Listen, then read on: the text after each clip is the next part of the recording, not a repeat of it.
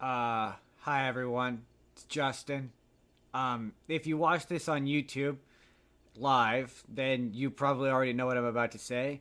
And you can see it happening live on air. You can see that I, like a moron, when testing a new thing, forgot to unmute my microphone. So for the entirety of this podcast, you will not be able to hear what I say. You also hear the other people responding to a quiz that you will not hear. I will put the link to the quiz in the description so you can play along. But I'm very sorry. This is really a real bummer for me because me and Jordan worked very hard on this anniversary special, and you will never hear all of it, and that sucks. That sucks a lot. But I'm gonna post it anyway. Jake had a lot of really interesting things to say about Lord of the Rings. Jordan had had a lot of interesting stuff to say. So did Haley. You're going to be missing part of the conversation, but I'm unfortunately I don't know how to fix this. I'm sorry. I messed up. Enjoy the rest of the podcast in its twisted, current, demented form. Thank you. Top, maybe share that.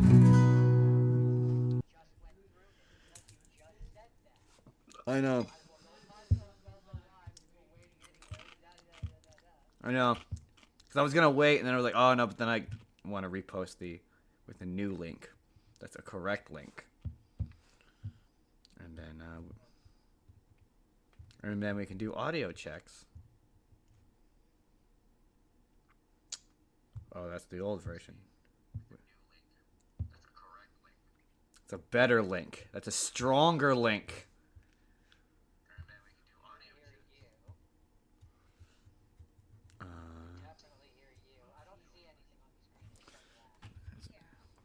Okay, what if can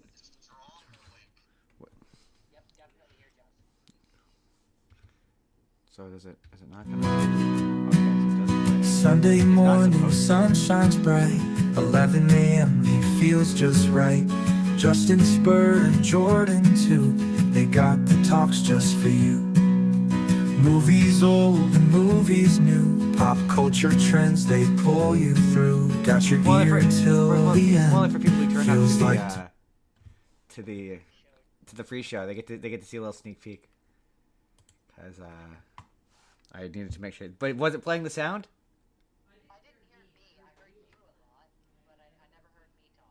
No, I mean, was the music playing? Oh, I wanted to test. I'm sure. Okay, good, good. Sounds like I'm. That's it. You're talking, and then you respond to what I say, but I didn't hear me say That's anything. because I've got my desktop audio off. That's why.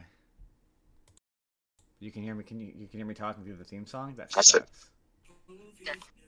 You're talking, and then I say, but I didn't hear me say anything. Okay, so I think our audio is good now. Although I haven't picked up me, right? uh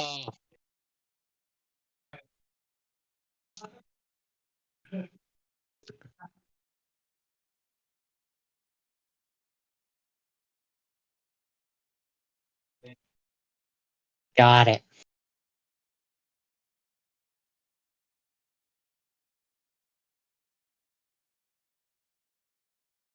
Oh, I got it. Yep, that checks out.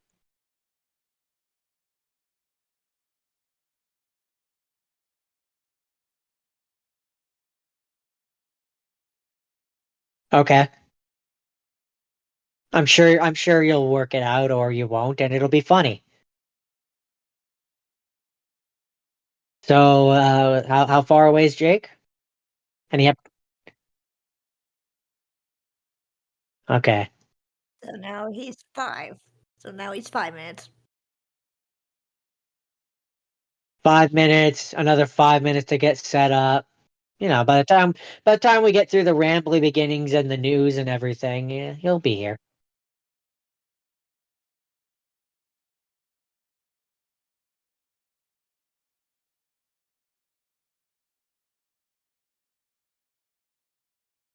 Good. Good. Yes. Good.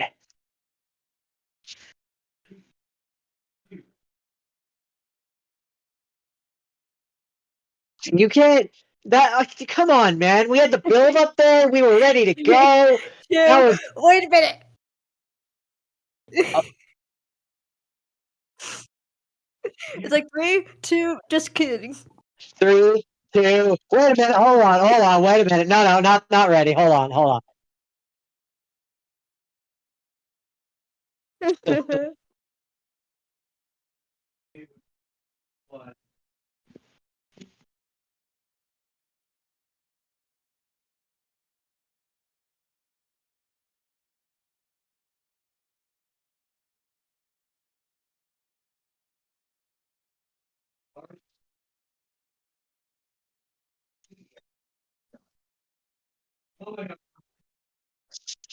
Ooh, flawless.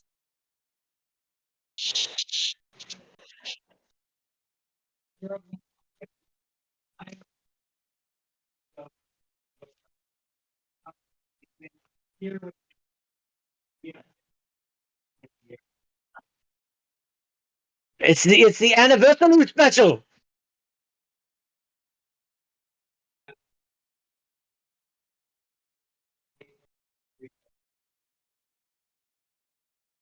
I mean that version is still there, and you're too lazy to delete it. So for 5 10 minutes, there's the anniversary special.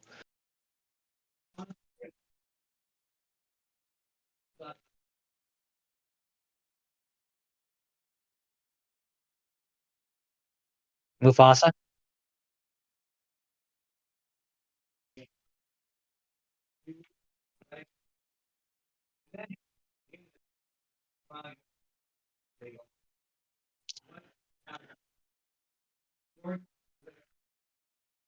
No, yeah, he's been teasing it for like half a year at this point.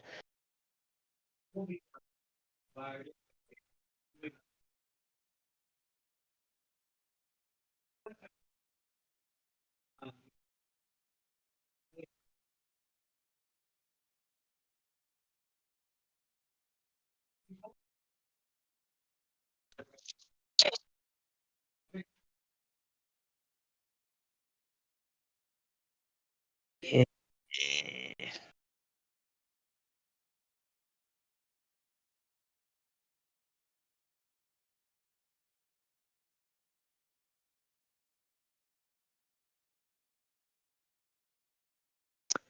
I could believe that. He's the reason, probably one of the bigger reasons why people liked Moana in the first place is his music. He was in that one, right? Yeah, okay.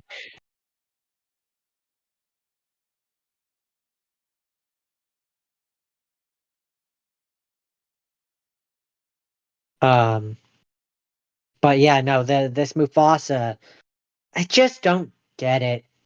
I don't really, yeah, yeah, yeah, no, not doing it for me. It's like its own movie.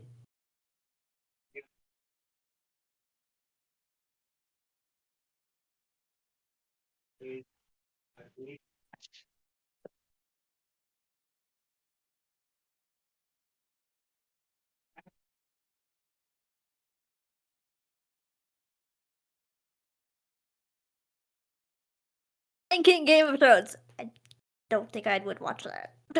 No, no, no, me neither.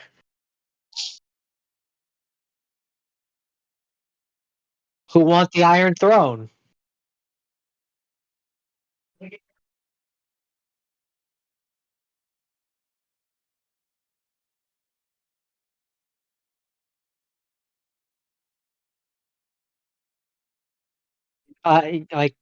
Yeah, I was gonna say like Kimba from the thing yeah, yeah, yeah.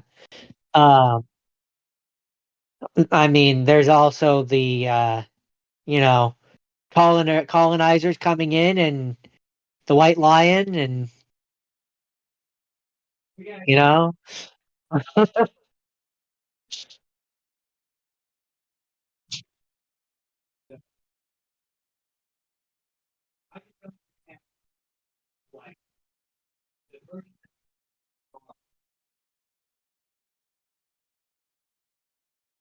Scar.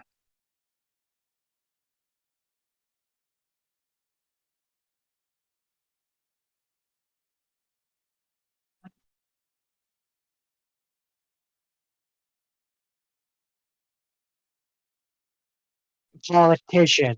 He's very politician-y. Like, no, I was just gonna say, like, instead of doing this movie, how about we just do Lion King 1.5? That like do a remake of that movie. I mean,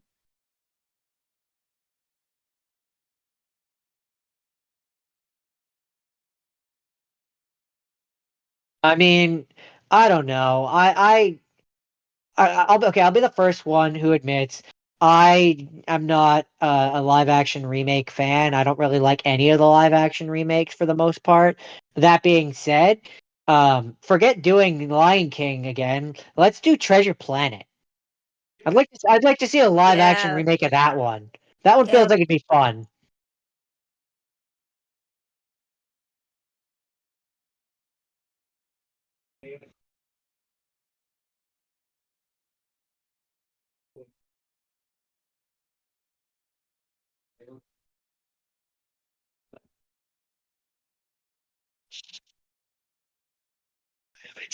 I mean, I like that movie.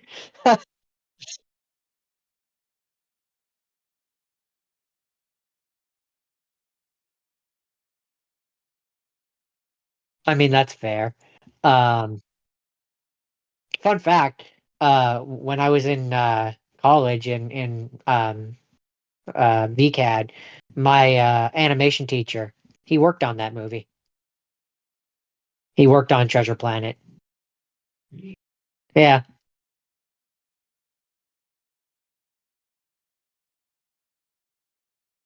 Yeah, I think it would be. I think it would work really well if they made that one live action or photorealistic, as I call the Lion King one, because when people call that one live action, it bothers me. It's not live action; it's photorealistic.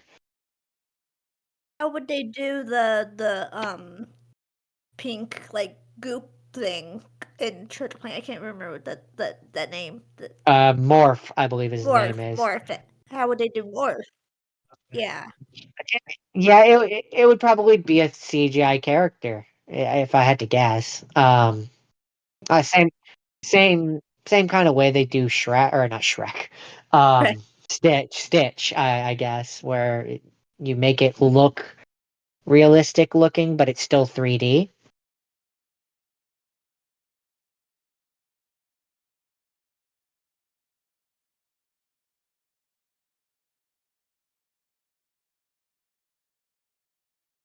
Yeah. Uh, Yep. I mean, it would be funny, but it would for not a good movie make. I thought Stitch looked very cute. He looked adorable. Uh, see, See, this is again, this is me showing my I hate the live action remake showing. I think he looks like an abomination. Which I mean, one someone on the opposite side could make the argument he's supposed to look like an abomination, but I think he looks like an abomination.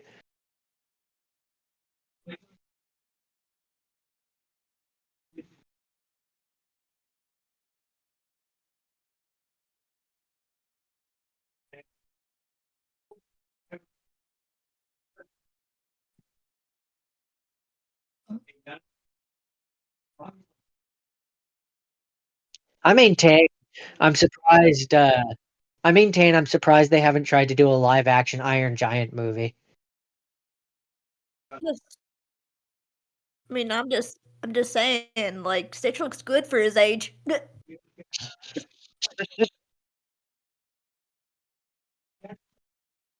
That helps. That really does help. Mm. Um,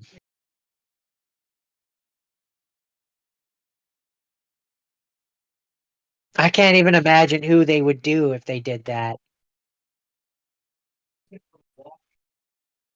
Oh, Fuck Okata no. Waki. No. Okata Fuck Boka. no. No, please no. Patrick Stewart.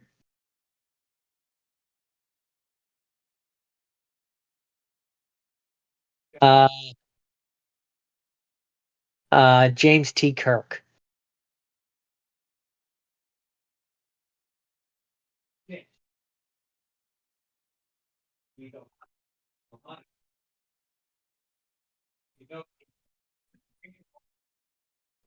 See, but it's worse. I feel like the worst live action they could do is like The Emperor's New Groove.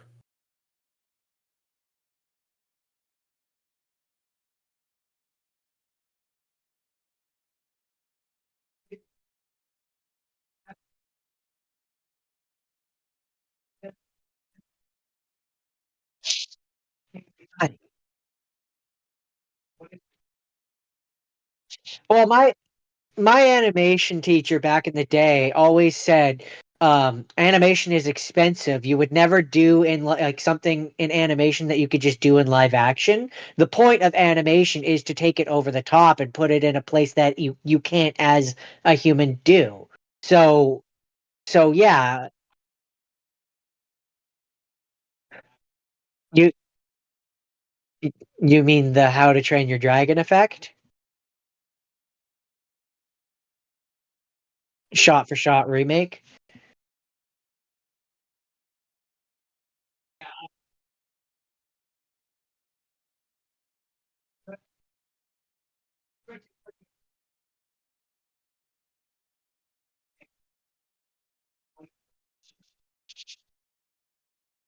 Except it's never gonna be that genie in the bottle that you caught the first time.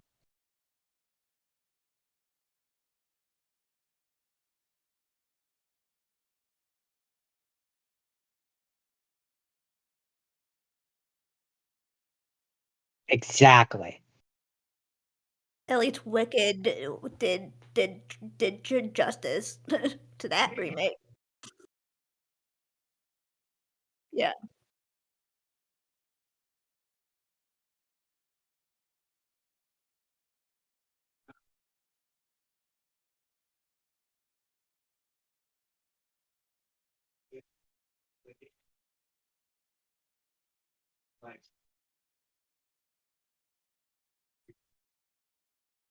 Holly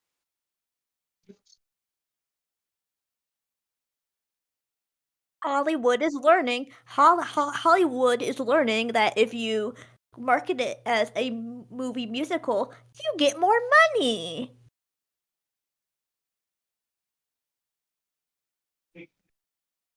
Yeah.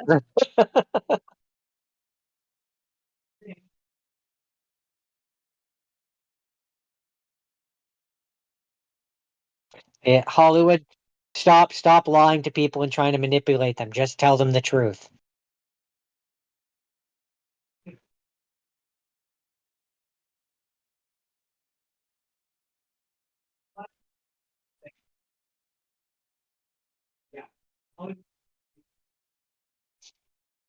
They always do.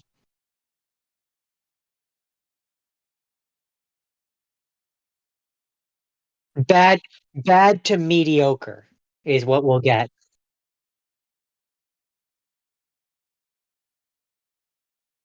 And s- and split into two movies. And split into two movies.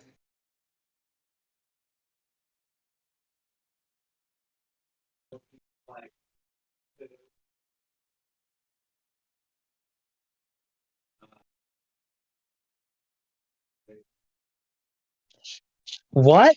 We can split our movie musical into two parts and make double the profit? Fuck it, I'm in.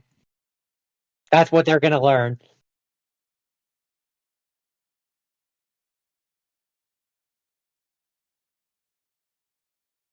I mean, I I'd like the guy don't. who doesn't like movie musicals.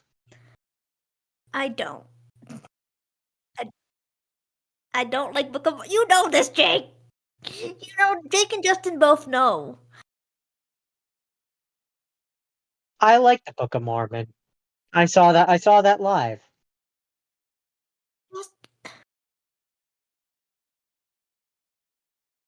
That's very true. That is very true. I don't like South Park, so Yeah. You're not gonna like the type of humor. They have a very particular type of humor and it's not for everyone, so I don't judge you for not liking it.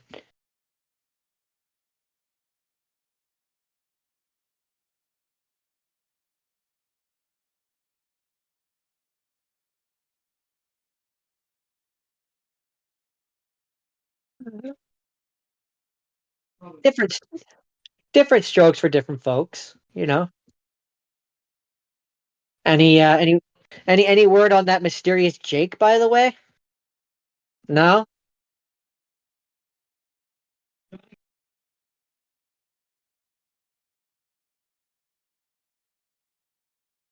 Uh, that's I liked that franchise for the first three, and then we hit the end of the trilogy. We had a good resolution, and I kind of didn't need any more after that. I think it's okay to just let it retire for a while.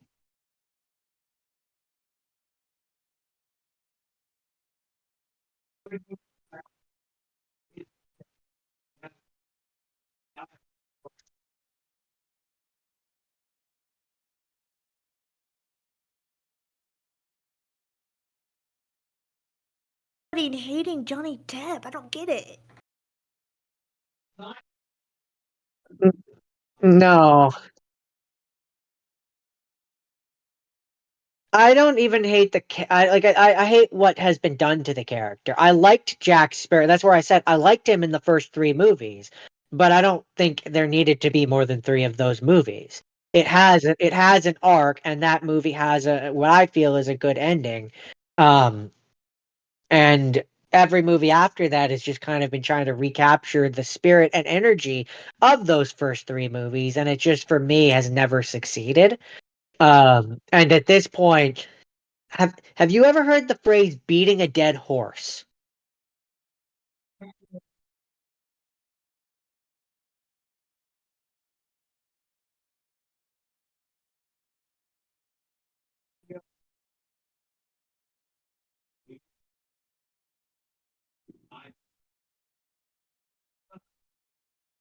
I hope it doesn't. Okay. I was gonna say. Well, they've just been sad. Sad is the word I would use.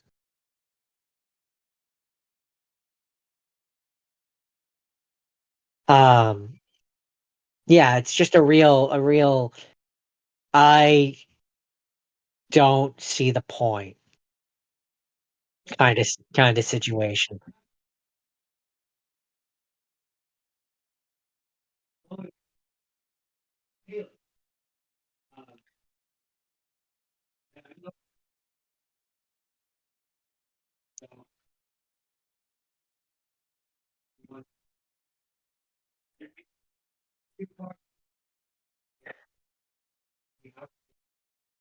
And I can't say jagged.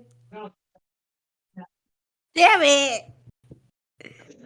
You know me way too well. You know me way too well. Oh, okay. Well, I mean, I want the guy who doesn't like musicals. Man,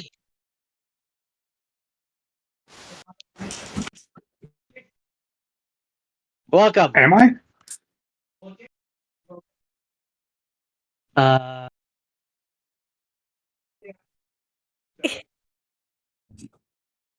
That's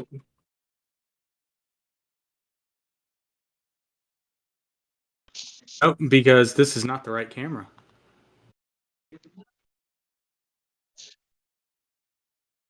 Because this is the onboard camera. It is the the fuckery of Discord. Where the?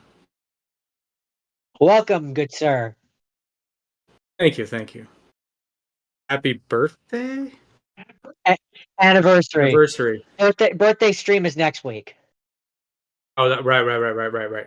Oh no, I meant birthday for the show, but yeah, I guess anniversary is a more.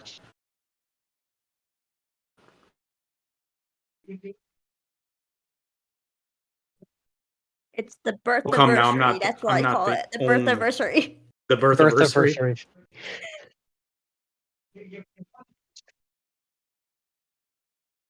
Oh, okay, that's the right camera. It's just flipped. Oh, speaking of, there you guys are, right there on the wall of pride, Yay, yay. That's and cool. then Haley's there too. I just gotta. Oh, There she is. there. There she is. Everybody, almost everybody's there. I'm a little behind. We had a lot of podcasts join That's cool. in the year. Yeah, I think that's the only. Well, fortunately, I foresee moving in the next year or so. So I'll get a bigger wall.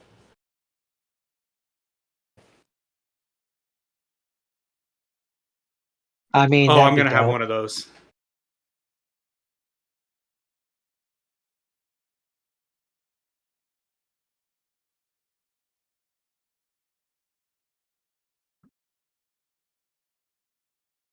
I can hear. Sorry, I'm taking a screenshot of something so I can show you later because my screen is very funny right now because me, you, and Haley are all the same size, and then off to the left, Jake is just this like slightly smaller square that is like discernibly different, and I can't figure out why. So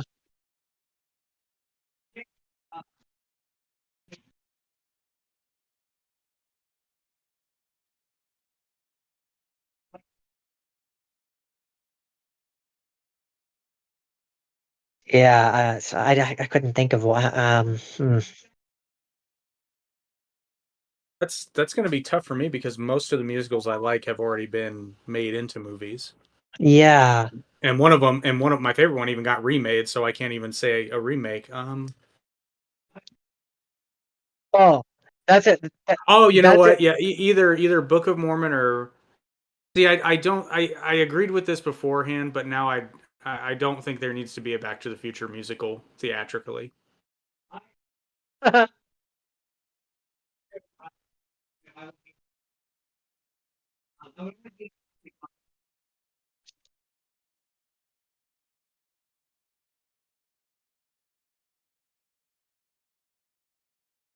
Um,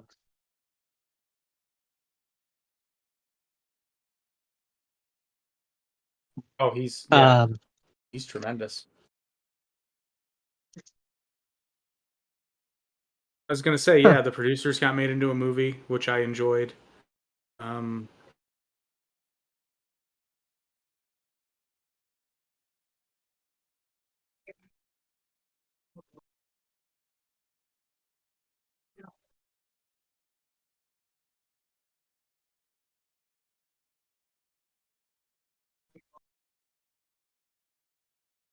okay, I've got one for you. Um, believe it or not, I think they could pull it off. Deadpool the musical.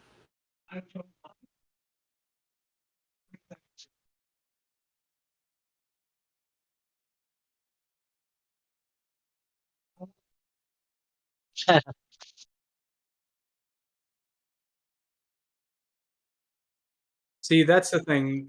Whenever people criticize Deadpool, though, I always have to. It's most people understand this is Deadpool, and this sounds odd coming from me because I tend to not like the really silly random stuff. But Deadpool's the exception because Deadpool's been that from day one.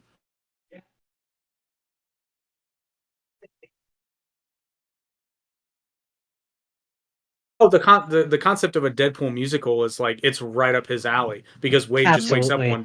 Wade just wakes up one day and decides to start singing, and the bit could be that he's the only one that sings throughout the musical, except only the insane people have musical numbers, and I'd watch. everybody I'd else watch is just that. like, what's going on?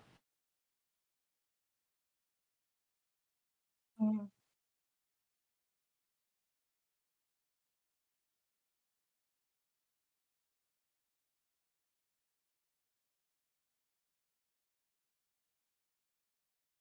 Levy.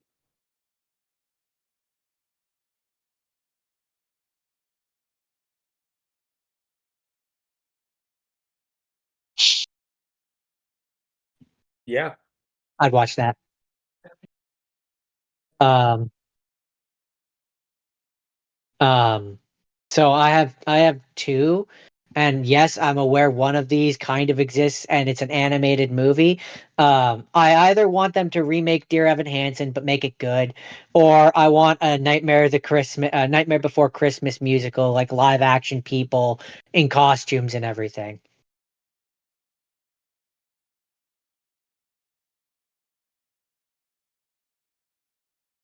Like to me, that Broadway, that would be yeah, yeah. that would Broadway be musical, I so. can't. Yeah,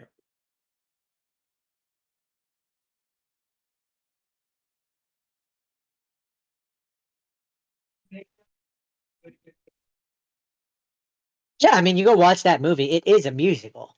Like it is a musical.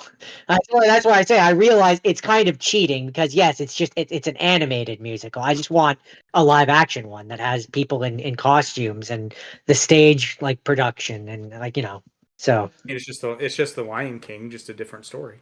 yeah, exactly.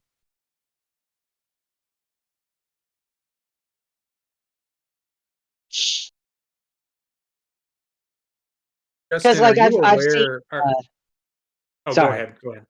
I was gonna say because I've seen like on YouTube and TikTok and stuff. I've seen where they had the original voice actors and stuff on stage singing it and doing it live and in person.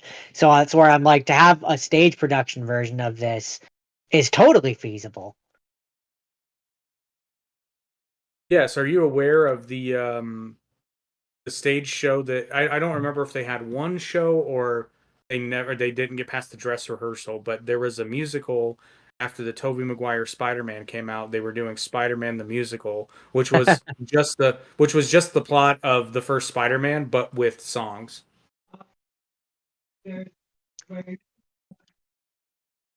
I believe that's what it was called. What I don't know, whichever one. This is the one where the guy fell and almost died, and it was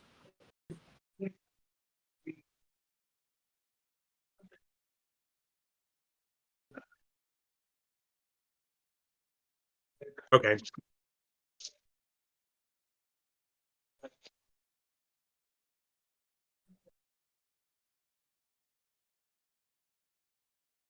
Because yeah,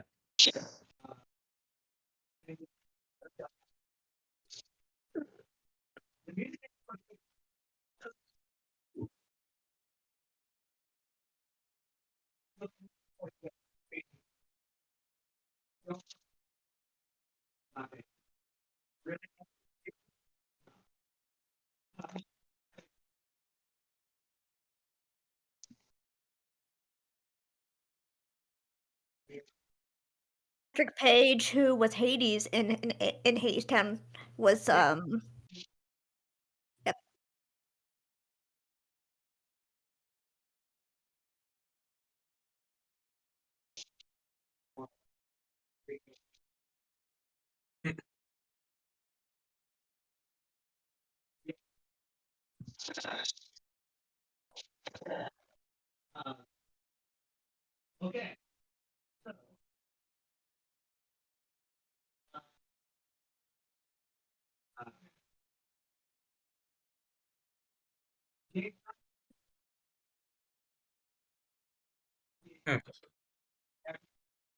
That's Yeah, no, that's totally the opposite of what a Green Lantern show should be. I think we've said this to death, but it should be him doing a beat cop like in space, and you have the different aliens, and it instead of wearing a depends. cop Yeah. outfit, he's wearing the Green Lantern outfit. Like, Yeah, it kind of depends on what you want your aim to be. If you want an episodic monster of the week thing, then yeah, you do the beat cop in space. If you want a more linear storyline, um, you basically, like I keep saying this, if they're making a movie or a show, really with a show you just drag it out.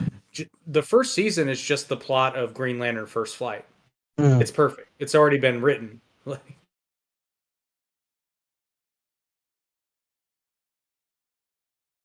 holding on, I'm holding on.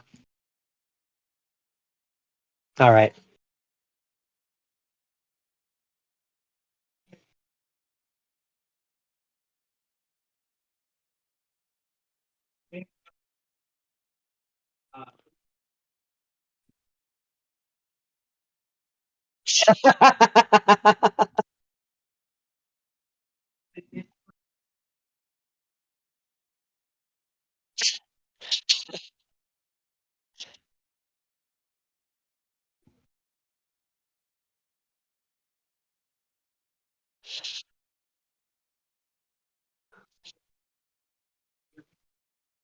That's hilarious.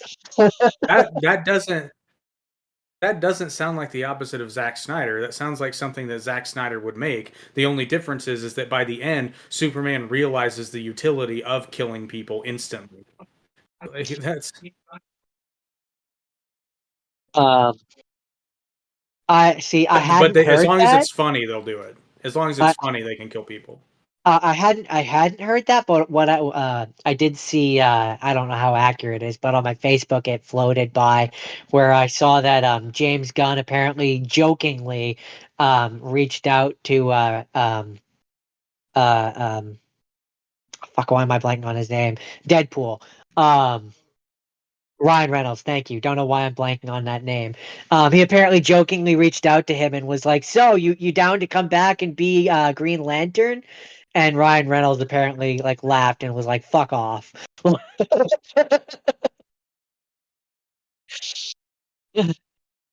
I'd be willing to give him another shot.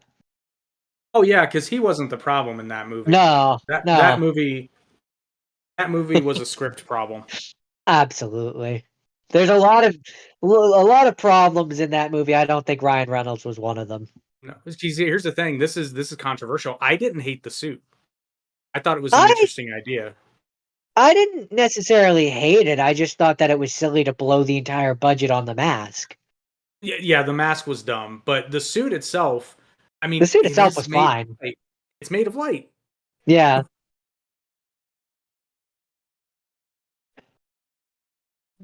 That wasn't quite frankly the thing that bothered me the most about that movie was Parallax.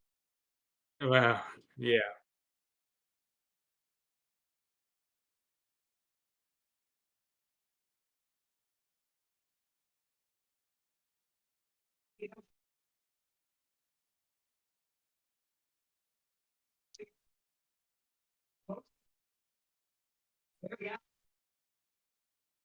Yeah. Mhm. Well, you're, I was gonna say, yeah, that's a real snippet. Because for me, I'm the exact opposite. Wally West is not the Flash. Wally West is Kid Flash. Except for the Justice League cartoon, which for some reason decided they went with Wally West instead of Barry Allen. I think he was in the Superman continuity. Yes, I think he was.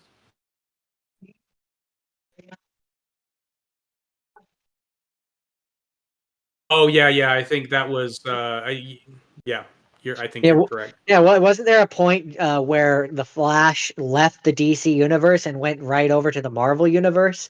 Like, there's a point in the comics there where I remember the panels where he has like the bottom part of his suit has the same coloring as the Flash, and he's no like he refers to himself as the fastest man in the universe, which is a direct reference to the Flash.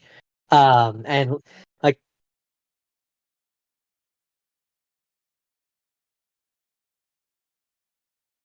Yeah, which I love when they are able to do stuff like that. Like that's the fun stuff for me. Okay.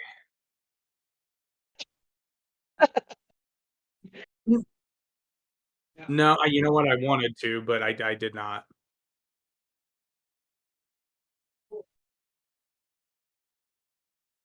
It- yeah, it was fun.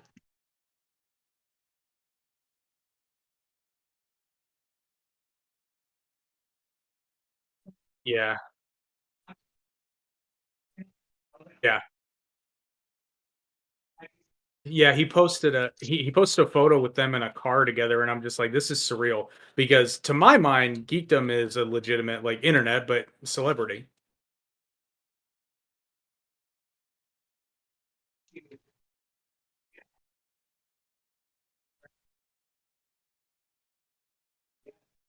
Yeah, either and he's collaborated with Totally Not Mark too, if I'm not mistaken. So I believe so.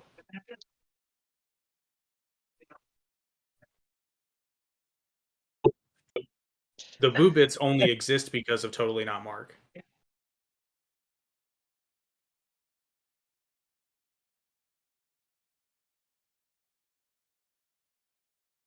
So here's the problem with his analysis, and I mean it's frustrating because it's simultaneously the best way to do it, but we don't like the answers. He gets most of his information directly from either Toei or Toriyama, and that's frustrating because Toriyama forgets everything, and Toei retcons everything. So it's like, well, um, so like I get why you do it that way, but it's a very unsatisfying answer because it's never consistent. Hmm.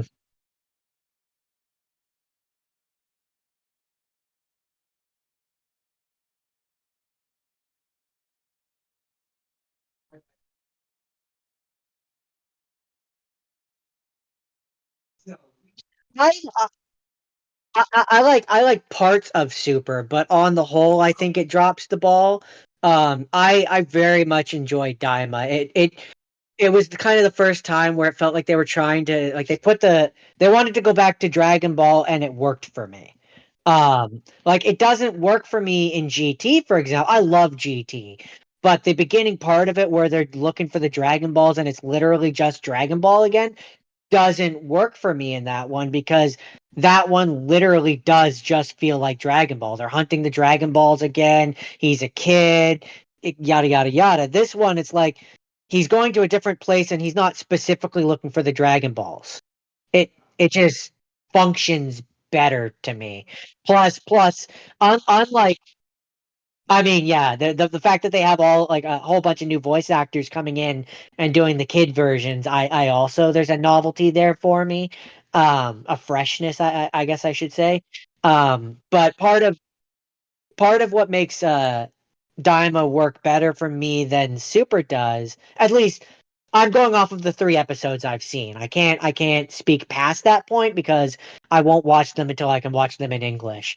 But for the first 3 episodes, I appreciate that they don't introduce any new transformations. So there's no like, oh well, why in the end of Z, why don't they turn into Ultra Instinct or Blue or like any of those ones? Like, why don't they refer to Beerus? Like, there's just a lot in Super.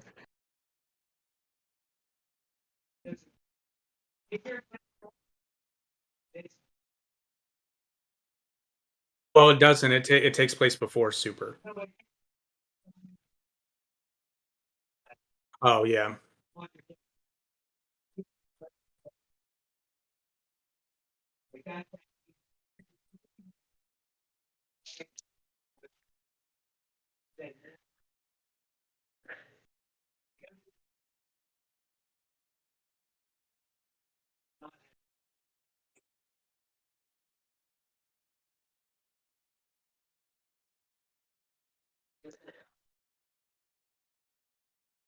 Yeah, I'm I'm hoping the English version comes to Netflix because I know that it's going to come to Crunchyroll, but I hate Crunchyroll.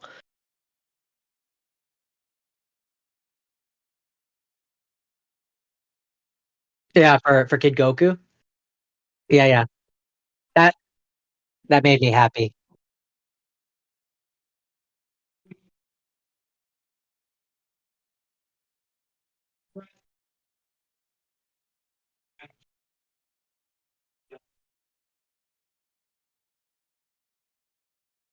See, this is not one for because normally I prefer my anime in Japanese. There are some exceptions, right? Because we talked before about how I'm not even sure for Attack on Titan. I think if the English voice cast had acted better, I would prefer it. But I mean, it's not good. It's really bad acting. I've watched most of that one.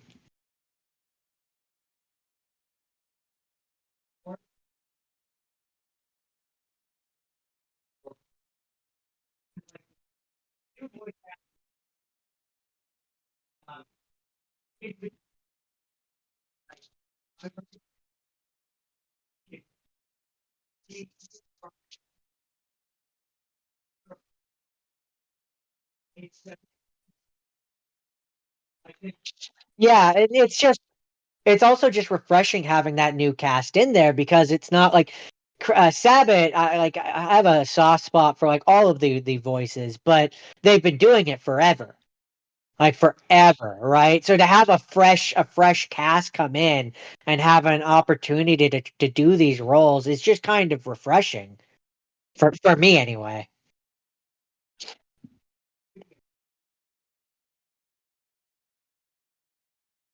Eh,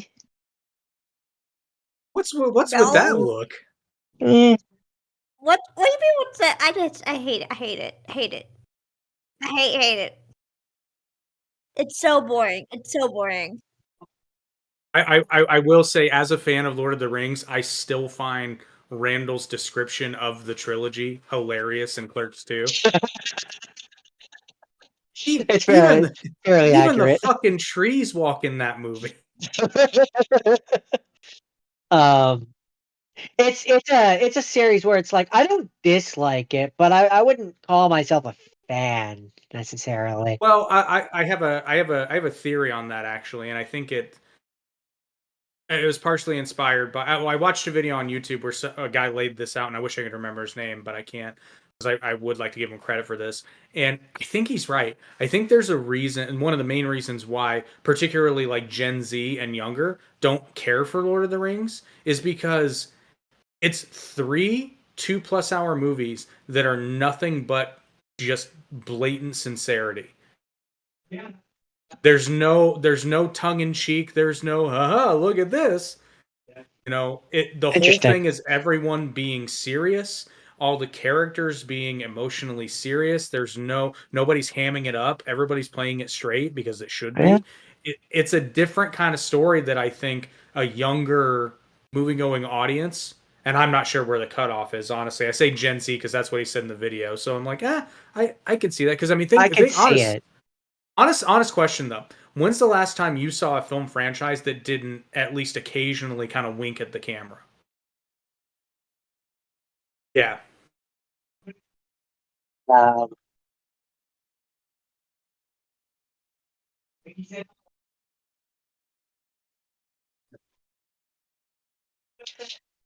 yeah, they do it a lot nowadays. Well, I blame the Wink. MCU, honestly, and I get why they did it, and I don't always dislike it in the MCU, but I think the difference is the MCU can have those funny moments, but at the same time, you get, you know, Tom Holland's performance in Infinity War when he's disappearing. You get Iron Man's Yeah, departure. You get legitimately serious moments, even with not so serious characters. Mm. Even Peter Quill in Guardians. The reason those movies work is because there are moments where they are playing it straight. yeah. It definitely strikes a balance a little bit better than some do.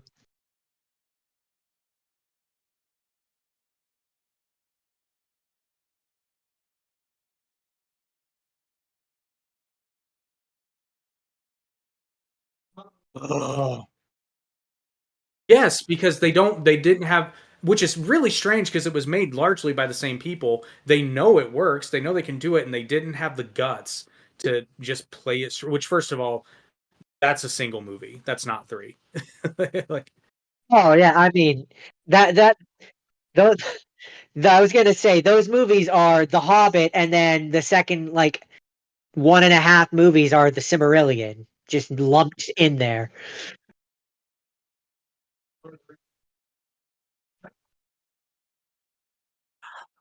I I don't know. The animation looks really good, and it does. It looks really good. And the thing of it is, it's a part of which even Tolkien doesn't go that far into the history of Rohan. Like he does and he doesn't. It's mentioned, but there aren't any like there's some in true Tolkien fashion, there's a lot of mentions of like old characters and the appendices lay out how Rohan was created as a state, but or I shouldn't say a state, I guess a kingdom. But you don't really get any like they make reference to the fact that Helm's Deep is a shelter that they've gone to and successfully defended the realm numerous times, which is why Theoden goes there, you know, when Saruman's army is coming. Mhm. But I it also has a problem that I typically have with prequel or side story movies in that nothing in this movie will be important, or at least this is what I'm afraid of. Nothing in this movie will be important because we know the ring is eventually destroyed.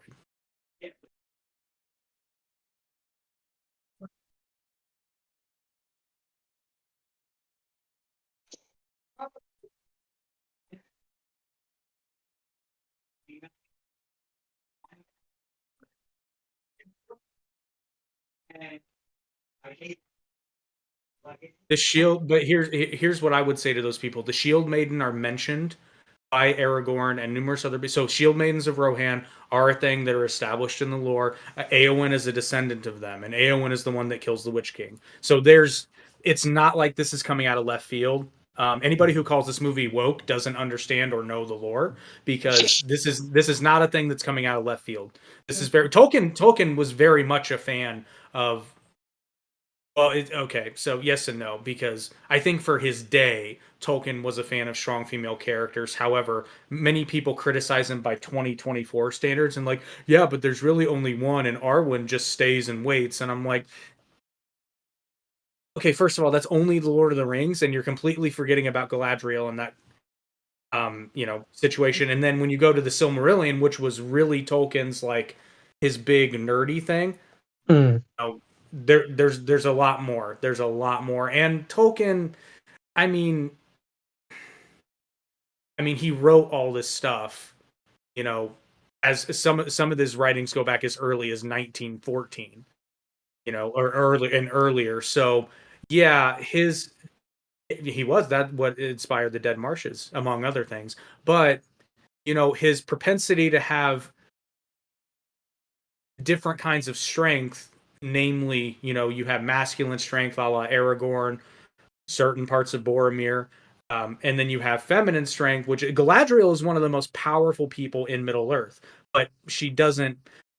That's why I hated Rings of Power, because they felt the need to give Galadriel a sword and make her a moron to make her seem strong, and that's not what her deal was. It was a different kind of. And magic in Lord of the Rings is hard for newcomers to understand because it's not like Harry Potter magic.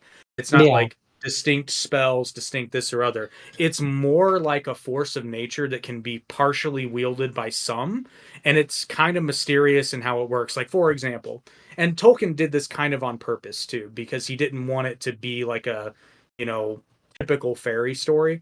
So Galadriel doesn't so much cast spells as she does creates a magical barrier around Lothlorien that unless you know it's there, you kind of are just like kind of veered off, which is how it stays secure. Mm. Now, it's not perfect though, because they still have sentries. That's very important. That's how the Fellowship is discovered in the first place, because sentries find them. But Aragorn knows where Lothlorien is, hence his ability to be able to find it. And then Fangorn, I think Fangorn is another. I could be wrong here, so I'm not going to go down that road. But magic is, and then there's the whole. A lot of people that are into Lord of the Rings have not read the Silmarillion, and I don't fault them for that. It's a hard read, and Um, so and it's and and I it, don't even think I understand it completely. it's funny to call back to our earlier Pirates of the Caribbean story. The what you're describing sounds a lot like the Isle of de Muerta, where it's like it's an island that can't be found unless you already know where it is. Basically, it's very similar. Yeah. But what was I going with the Silmarillion? So there's an element to Silmarillion that really ties in to, believe it or not, Christian theology, because Tolkien and C.S. Lewis were very good friends.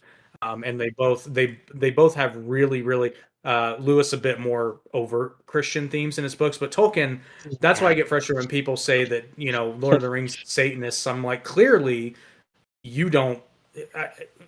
fucking Gandalf gets resurrected, literally. Gandalf Spoiler the alert for White. Lord of the Rings. Yeah, spoiler alert for Lord of the Rings. And the whole theme of Frodo failing in the end to destroy the ring himself, it's out, it's outlined in the Temptation. first book.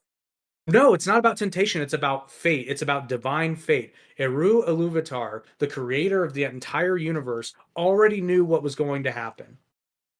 And it Huh. was his hand. So when they're in the Mines of Moria and Gandalf talks about there are forces in this world for good or ill that are, like separate from all of this, he's referring to Eru Iluvatar. So basically God in the Hmm. Christian sense. But the creator, because there are the Valar, which are lesser gods and spirits, and then it's a whole the Silmarillion's confusing. It gets complicated fast. Yeah, yeah.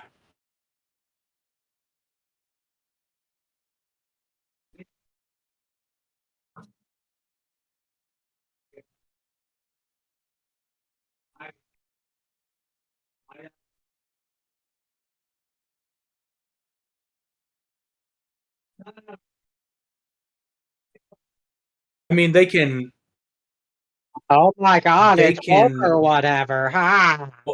well, the thing is they can make it woke, but the premise in and of itself is not it's not woke. See, I mean, yeah, that surprises me. I just saw it and I was kind of like, okay, looks cool, I guess. Well, and then here's oh no, no. See, that's the thing.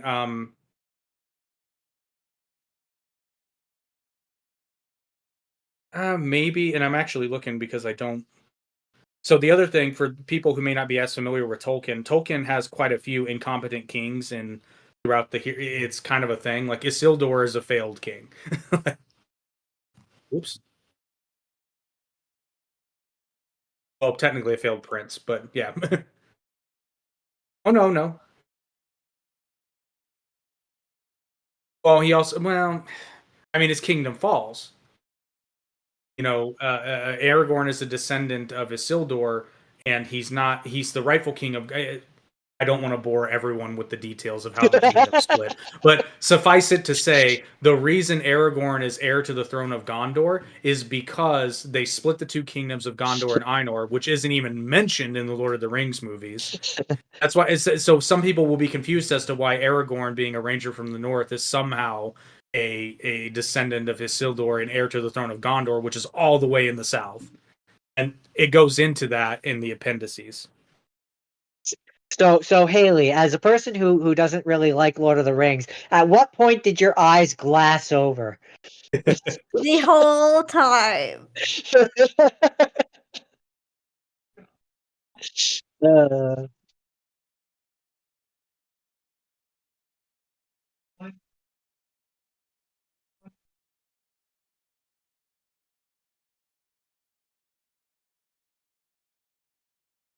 including us.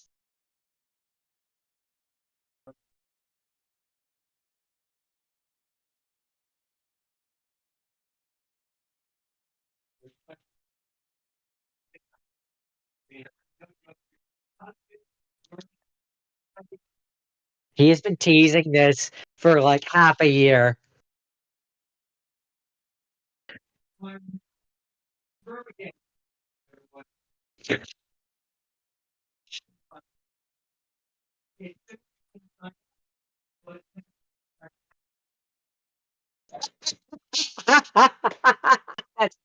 That is amazing.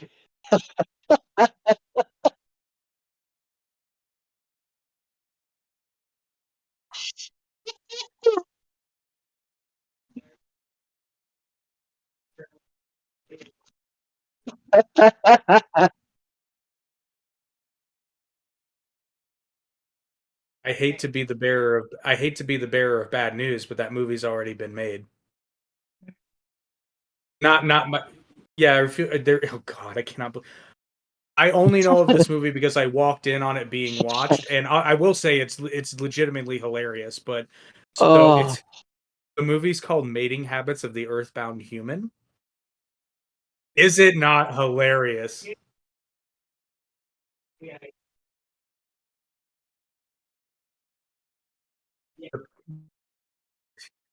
From the perspective of aliens.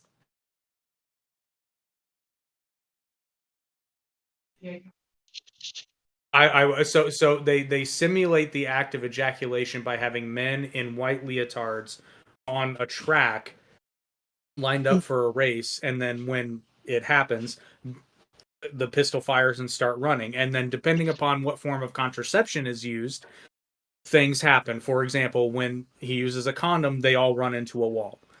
When they use spermicide, there's a guy further down the line with a machine gun who kills them all. And then at one point, how should we say, they're not having traditional sex, and they get to the finish line and they're all just looking around and they don't know where to go.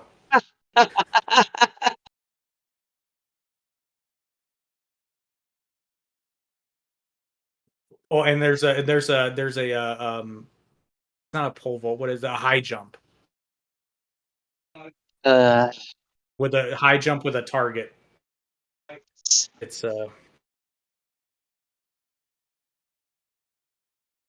I walked in on the movie being watched, and the narration intrigued me, and then I saw the first instance of the guys on the line.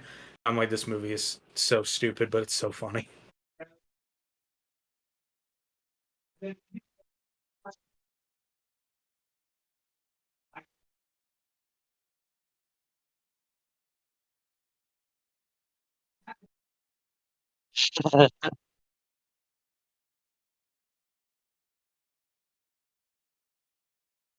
The McDonald's Treasure Island. yeah.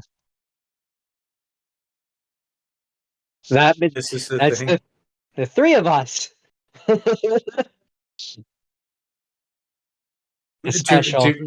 But I feel like I have to say, and not somebody who's a huge fan of the Muppets, Muppet Treasure Island is a much better movie. Oh yeah. Oh yeah. There's something really off-putting about Ronald McDonald being like, you know, let's sneak past these pirates and find the treasure. It's very off-putting.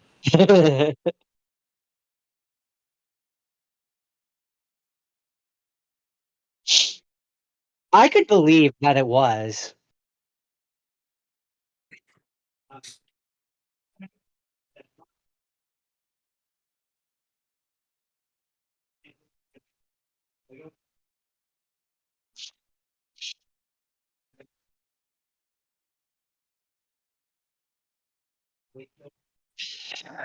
To be fair, they did also have a Sega game. Really? Interesting.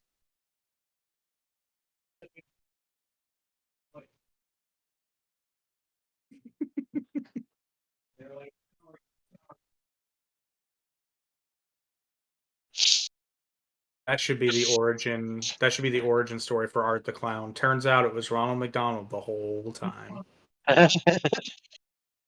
Well, I mean, we'll eventually get one of those gritty childhood thing, but horror movie version of Ronald McDonald, and he'll basically just be Art the Clown.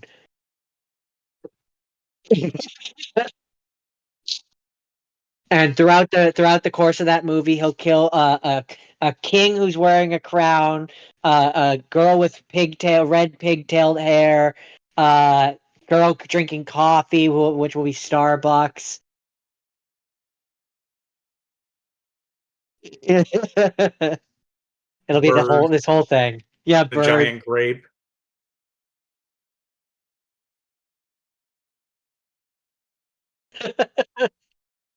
Uh,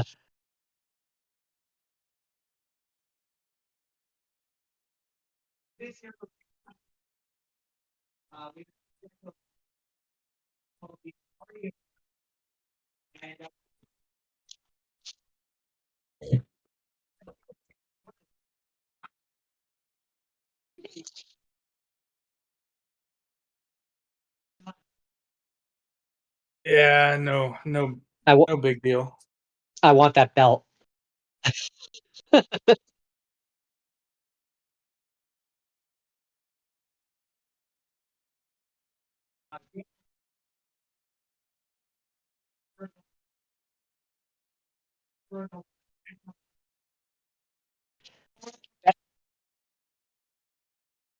Vote for who you feel is deserving. Which as you're here watching our podcast and you're fans That's of fair. us, That's fair enough. is That's fair enough. is clearly us. And and and for and for best guest, it would definitely part of your Broadway because Yeah, because that's a because solid get. That's a solid that get. was a good get, and I watched that episode.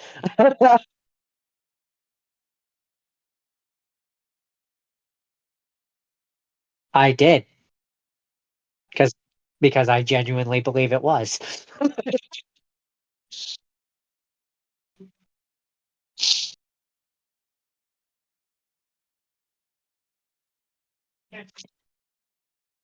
See that. Yeah.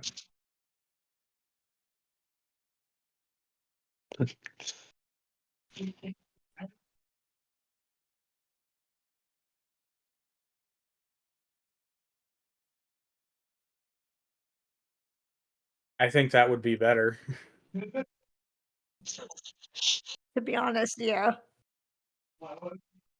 Oh, only a few Yeah, months. that would be pretty sweet, actually.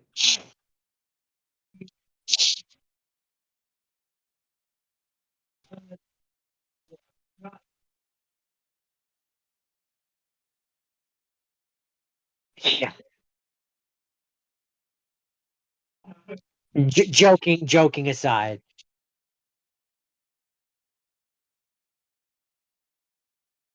uh, every every episode of every podcast starting now. Ever. Starting now, we.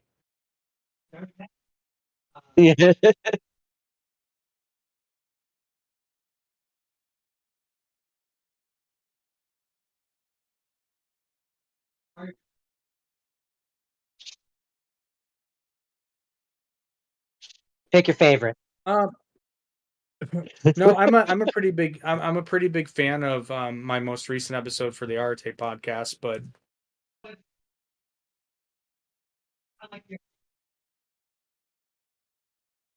random.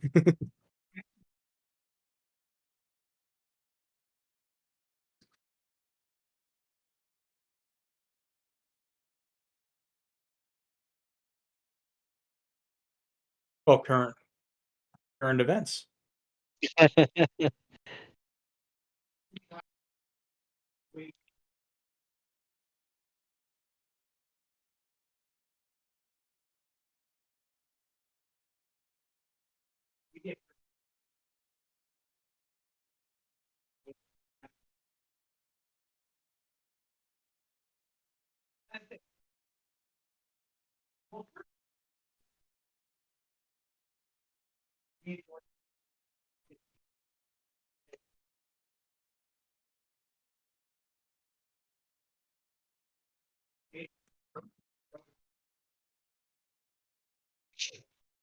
Yeah, that was a thing. That happened.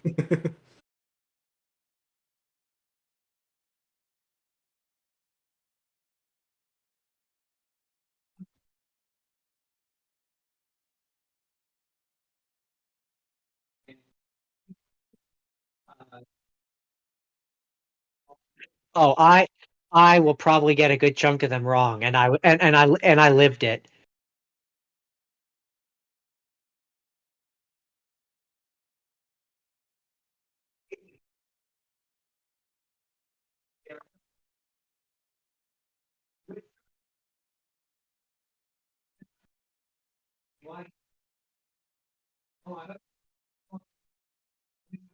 I don't need multiple choice.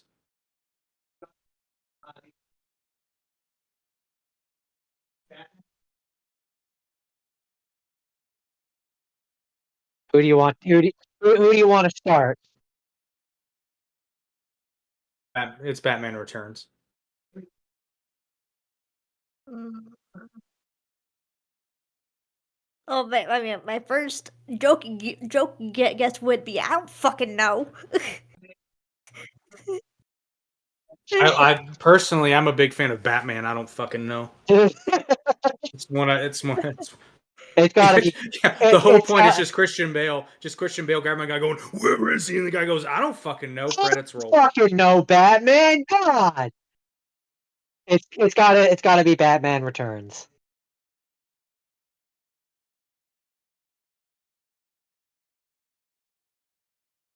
You just said they were multiple choice. You lied to me. You lied to us. You lied to me.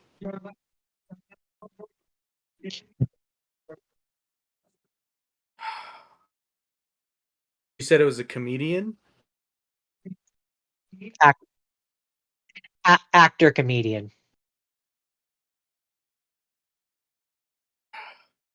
See, I'm inclined to say Jim Carrey, but I think you guys have talked about him more and more, so I'm a little. I'm just gonna say Jim Carrey. Yeah.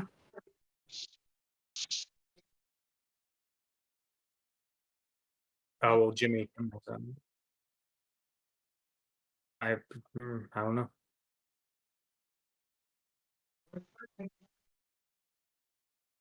I Oh, remember that's that right. I because remember. I remember I got very defensive. I got into a legitimate argument with Virus on that. I'm just like, how? And he lays out his reasoning, and I'm like, but that's wrong. It's like you can say it, but it doesn't make it real.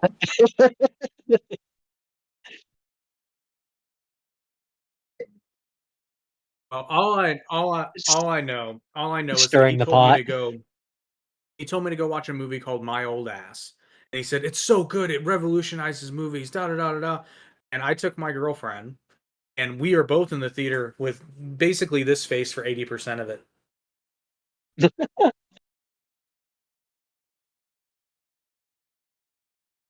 Yes. What? That's a thing that happens. Okay. Sounds I was awful. gonna say.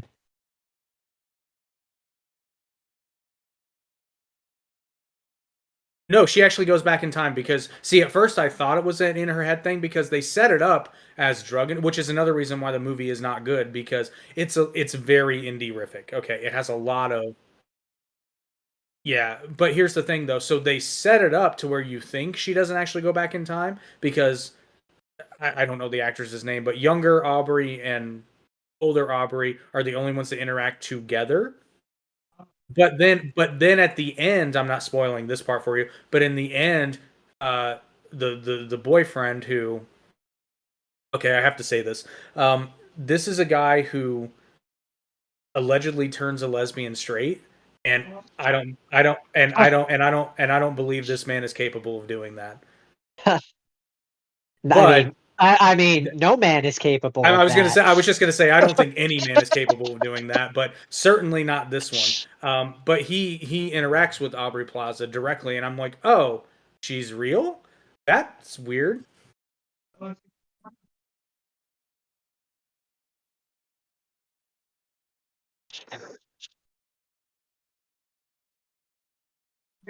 No, it's not.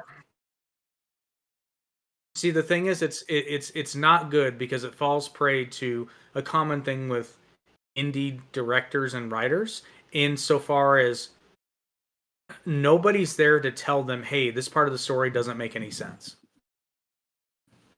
And it happens a Interesting. lot. And then there's also, and I don't want this to be taken the wrong way because I don't care, but it's a little jarring because they don't make you aware that the main character is gay until they don't explicitly say it till about halfway through the movie. So, but that's a very important detail for her character. So in the context of this movie, it matters. Um, you just see a lot of scenes of her like making out and dry humping with other girls, and you're just kind of like, okay, I mean, whatever. But where's the story going? There, it doesn't have anything whatsoever to do with the story until the very end, and because the script is so bad, it feels like a retcon. Like, oh yeah, by the way, this guy coming into her life means more because she's been gay the whole time, as opposed to it organically being placed as a part of her character in the beginning, it all would have meant more, but it also probably would have made the audience be like, bullshit. Huh.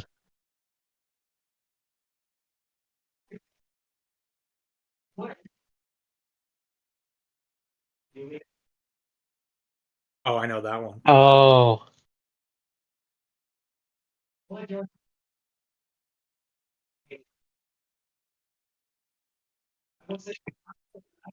I was gonna say it rhymes. Oh, this is bad. I should know this. I'll go Doing a last because I poo. know the answer. I'll let Hold Haley. on, hold on, hold Haley, on, hold on. let Haley give it a Let stab too, because it Haley give does it a rhyme. stab.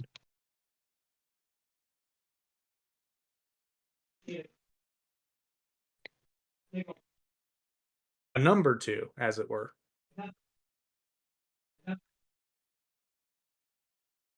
Ah, the Joker work. Nope, don't know. Nope. I'm blanking. I. That would be Joker Folia deux. Yeah, yeah, that was it. Yeah, yeah. Damn.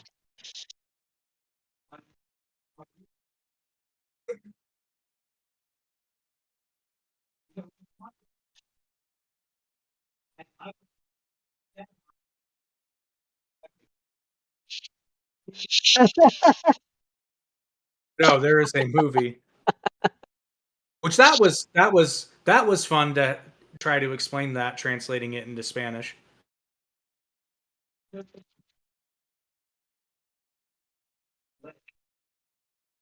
Lady Gaga. God.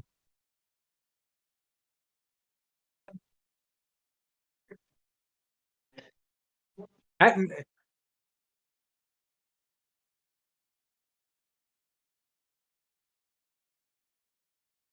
oh, with the prison guards, you mean? Yeah, I didn't see it as a sexual assault. No, because but here's the thing. For me, film language sometimes does need to be a little bit more literal, because to which this just might be a partial part of my naivete, is I don't see sexual assault unless it's outright stated or shown, and or you can heavily imply it, but like you don't have to show the act itself. But there are many ways in which you can imply strongly, better than just being beaten.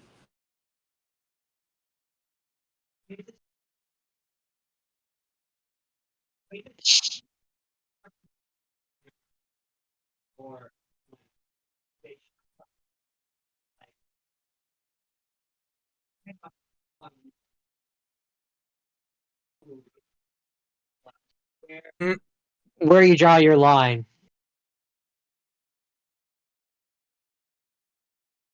Here's what I think. Here's what I think. I think the filmmaker shot that scene in such a way where some people can infer that a sexual assault took place and it still fits within the story, or some people can just infer more police brutality. But my overall problem with that movie is, okay, the only, well, I mean, but why it's bad. So it does a lot of things that in 2024 would never happen. Now, if they, that makes me think it's still an illusion. But not Joker. Virus is of the opinion that at the end of that movie, the movie proves that it's real. Not all of it, but it proves that it was real. See, I'm still of the camp that it's all in his head, because, and this sounds like a really minor thing, but it actually points to it. Prisons in 2024, prisons in the 20th century did not use chamber pots in the United States. This is not a thing that would happen. This would be so just illegal in 100 different ways. Whether it's civil rights, along with health code violations, like that prison is in no way, shape, or form, or asylum, either one. It's not a thing that would happen. I mean, Well, no, but there there's also just the fact that I didn't watch this one, but there's also just the fact that the first one sets up the fact that the Joker's memory and the Joker's telling of a story is not reliable. He makes things up and tells things that aren't true in the first one. So it's absolutely believable that he, the character, would do the same thing in the second one. Yeah, that's where I'm at.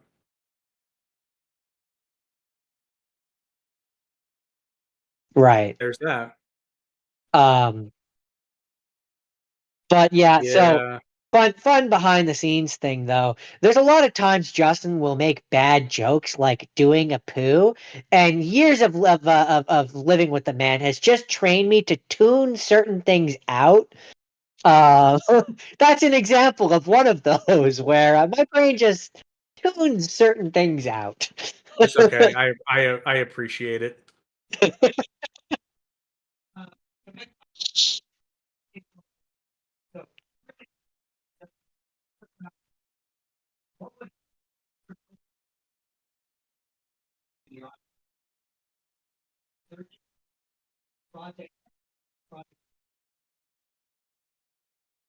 Hmm. I don't know, so I'm gonna say the Blair Witch Project for 500.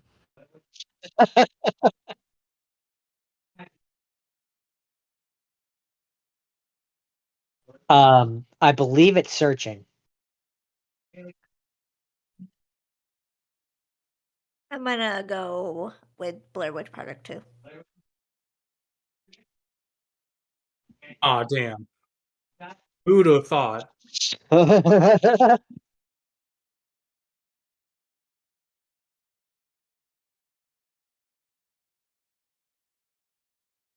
Oh, okay, okay.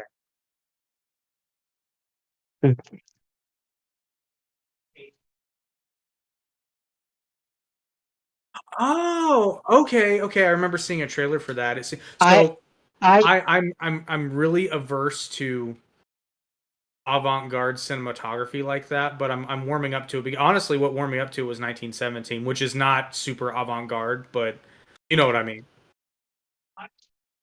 I describe this as a I describe this one as a modern tale version of found footage, like because Yeah. it's via the webcams and stuff like that. I really enjoyed it. I thought it was a very good one.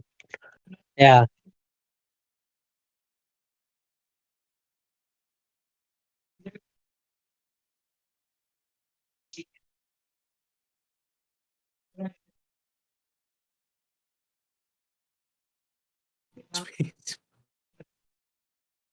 No. Speaking of just your penchant for calling things, I it's currently uploading right now the Conscience of the King episode that we did for the Final Frontier. You're going you're going to love some of the edits.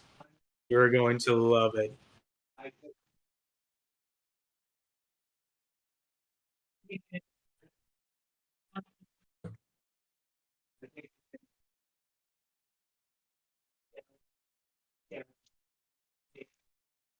Oh, Fogel's "I Got a Boner" audio comes back.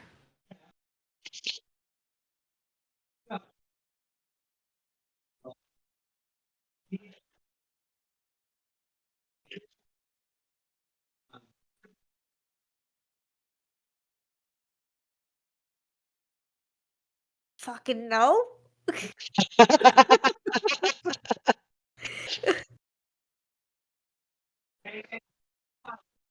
This will be Rather fun. because I don't want to offend people.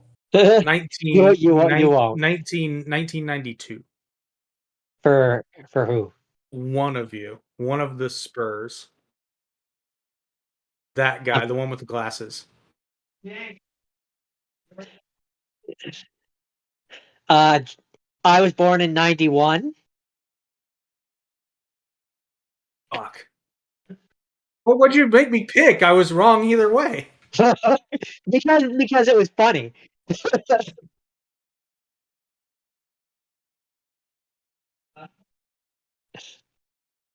It would have been very funny if you had said, "Yeah, Justin, you just something about you. You look younger for some reason." Jordan, you're old and bitter.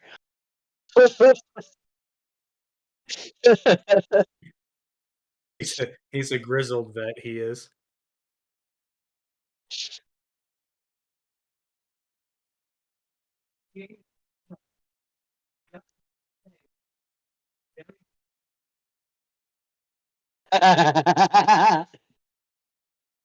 Oh, he is.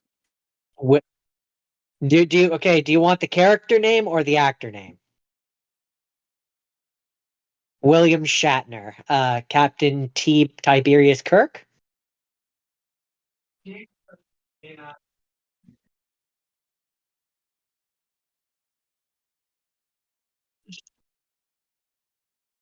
It was it was in episode.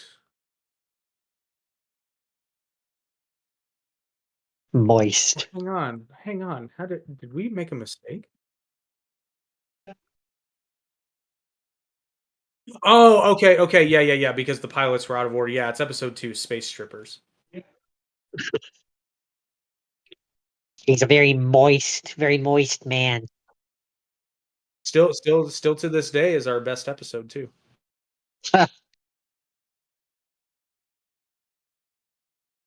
See, but I was worried that YouTube would actually kind of YouTubing blacklist it. strippers?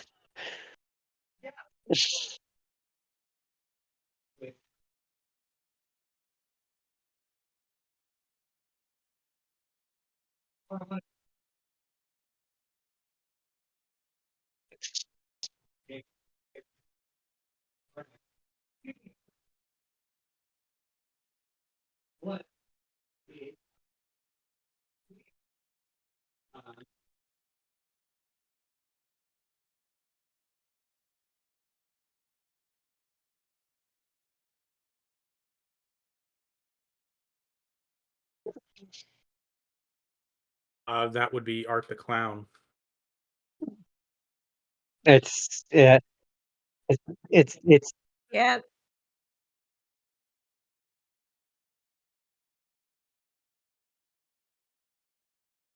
No, I totally get it as someone who hasn't even seen the movies, but I've seen the talk around him and some of the like edited clips, yeah.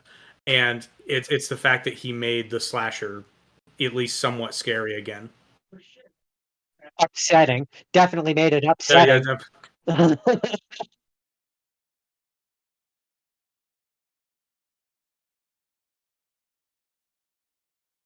well, and that's not even a particular. So I'm weird. I don't like Scream. I did not enjoy Scream at all.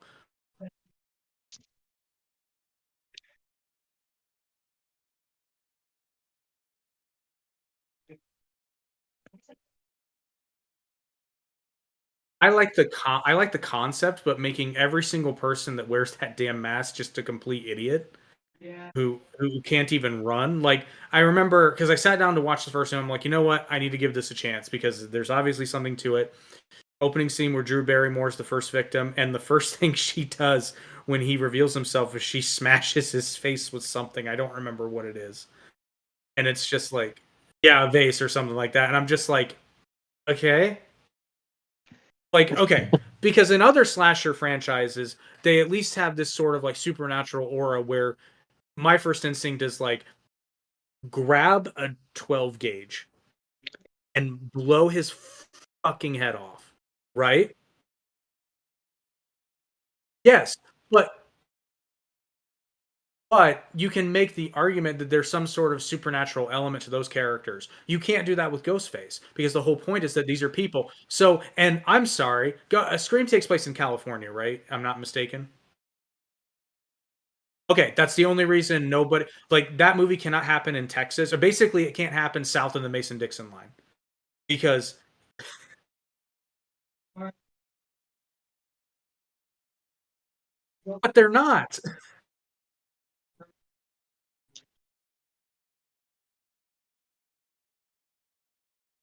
But he's demonstrably not because people hit him with things. Yeah, I know that's my but that's my beef with it. So yeah, set Scream in Texas. That movie lasts 10 seconds.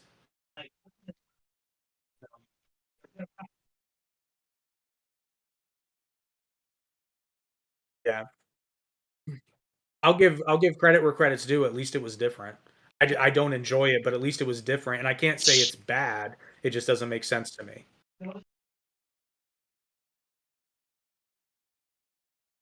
Yeah.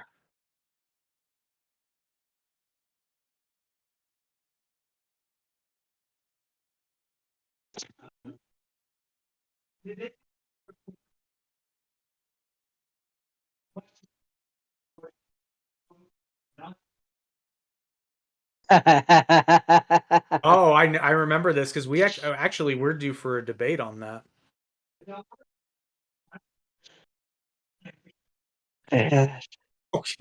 Yeah, I haven't watched this since then, so Oh, this might have to be a whole episode in and of itself.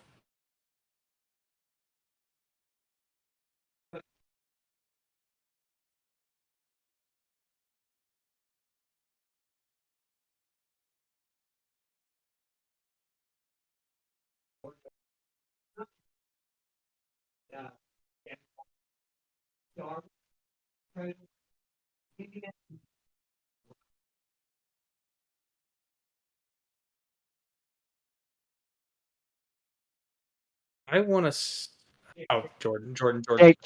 Jake can go first. I was gonna say I just for some reason I want to say Predator, the Predator movies. I am gonna go with Indiana Jones.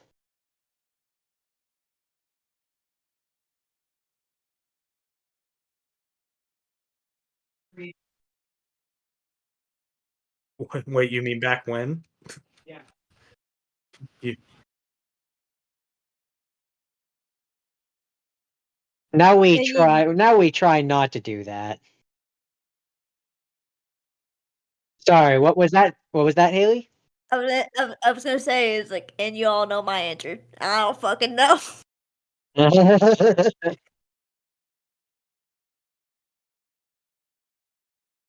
Oh. Is this one?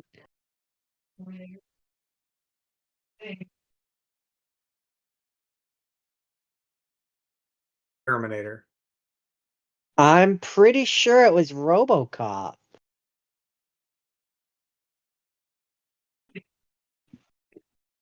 Yeah, part of the television show, which was not very good. Well, it was as good as the third one. So if you like that sanitized version, then it was just kind of more of that. Did we ever get an answer? Did we ever get an answer as to whether RoboCop has to adhere to the laws of robotics?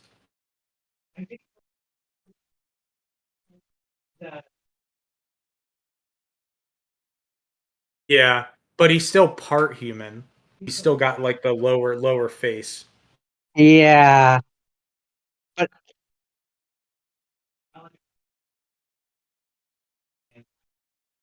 and, and well, the fourth one was the secret hidden. You can't go against Omnicorp's people at the top. I don't remember what the third one was. But so to answer your question, yes, I guess those would technically be the laws of robotic or their version of it.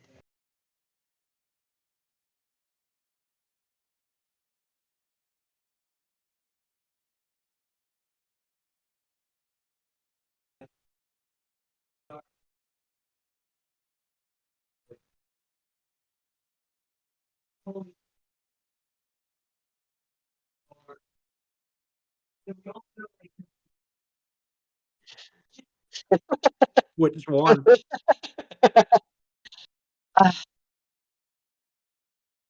I Nick, Nick's the third option. That definitely it was not. I'm pretty sure. I'm pretty sure it's the Batman one. I think it's the end of the world as we know it.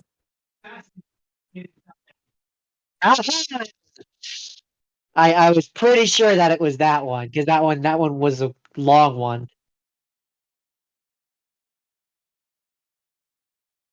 But I was I was gonna say technically the longest one we've ever done with Jake was on Jake's channel. We're we're going for the title though, Justin.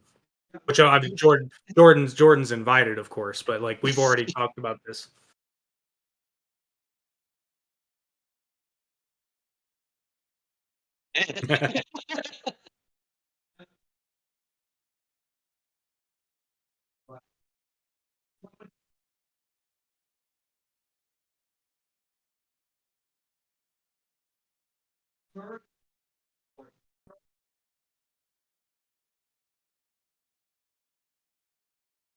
What were the choices again?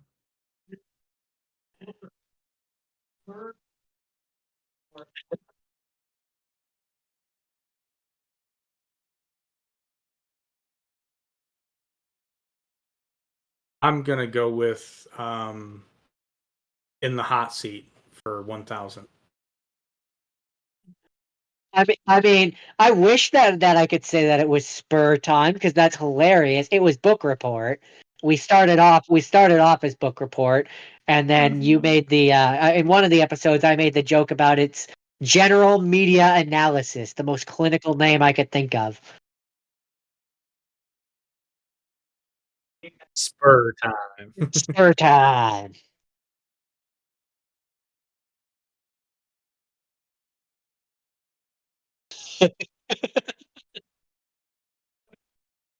That's hilarious.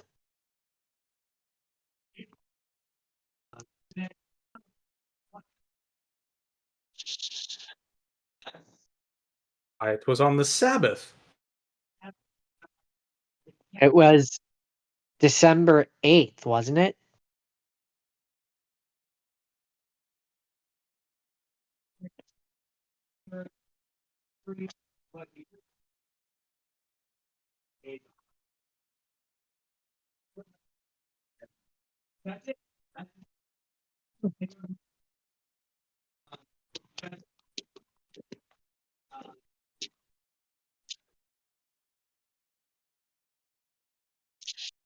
See, I was only able to guess as many as I did because you gave multiple choice options, and that helps me on any quiz.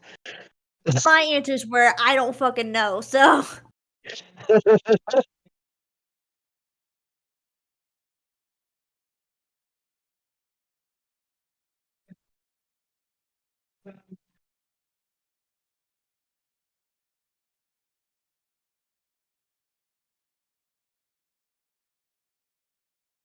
I mean, that's fair. Uh,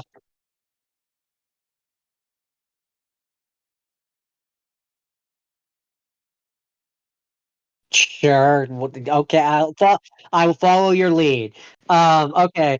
So this was one that Justin did near the very beginning when he did his Indiana Jones. It was Indiana Jones and the Dial of Destiny. Um, Decent movie. I think all of the Indiana Jones movies are of relative quality. I've never been the biggest Indiana Jones fan. I do think this one had a real missed opportunity to have some callbacks to previous scenes from previous movies, considering this one has time travel. Um, but it's fine. It's I have not yet. no.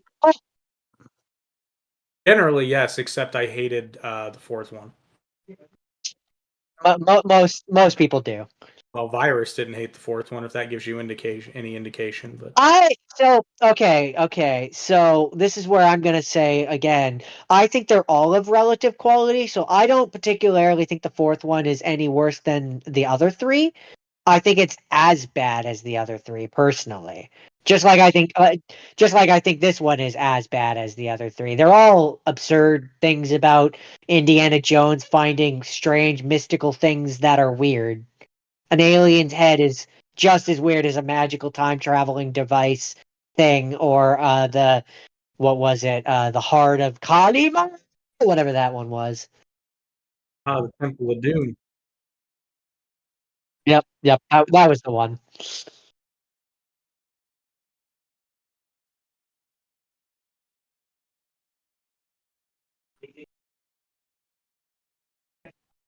Oh, for Dial of Destiny, you mean? Yeah, they didn't want to bring Shia. I guess maybe if Jake wants to watch this, I'll try to reduce how many details I give. But yeah, they don't want to bring him back, and yet they reference his son.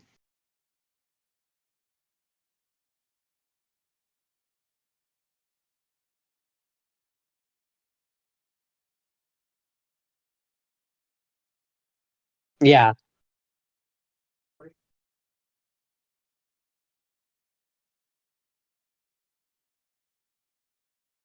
I mean, it has a couple scenes in the beginning. It's not that bad. And as far as I'm concerned, if they were gonna do that, then you might as well have some terrible DH scenes of him running into past versions of himself, if like from the different movies. If you were gonna do it anyway, you might as well lean into it.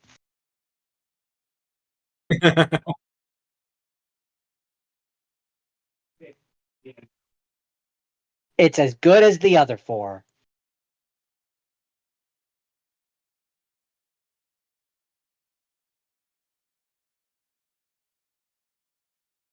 Chitty chitty bang bang, chitty chitty bang bang, chitty chitty bang bang. We love you, Chitty or chitty at least bang heard of bang. it.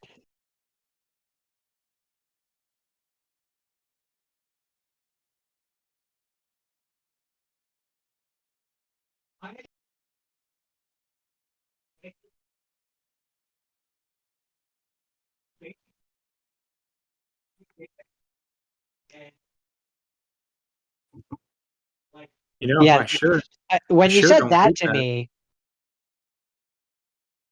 I was just to say I sure don't hate that.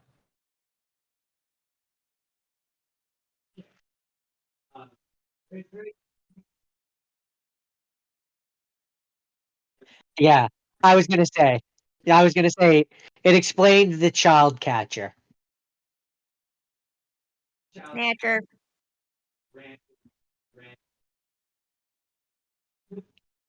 which I believe I pointed out the first time I watched it.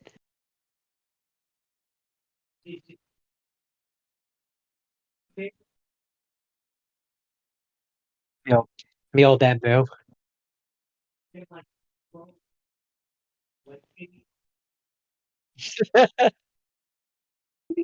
Yeah, the character. Yeah, Steel.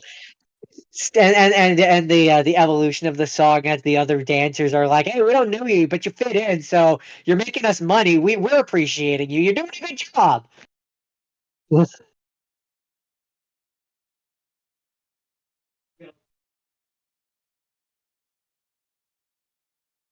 Truly scrumptious. Truly scrumptious. Hey, but Toot Sweet is stellar wordplay.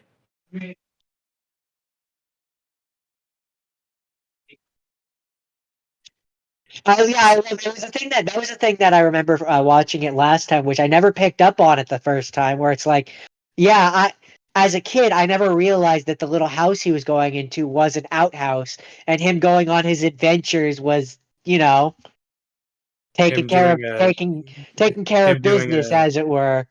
him doing a Joker too. Is Haley frozen or bored? It's bored. Um, Both, both actually, because your video's frozen. Love Chi Chi Bang Bang. I just love it so much. I appreciate Jim Carrey's rendition of Chitty Chitty Bang Bang. I don't Chitty think I've Bang Bang, seen that. yeah! I don't Oh, think and I've seen that. Ace Ventura 2, When Nature Calls. I just love the ending. Is like Chitty Bang Bang, Chitty Chitty Bang Bang, Chitty Bang Bang, yeah! And then he starts.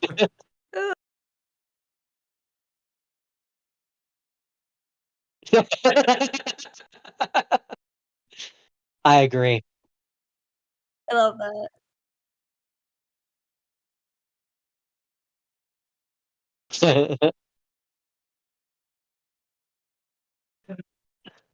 um,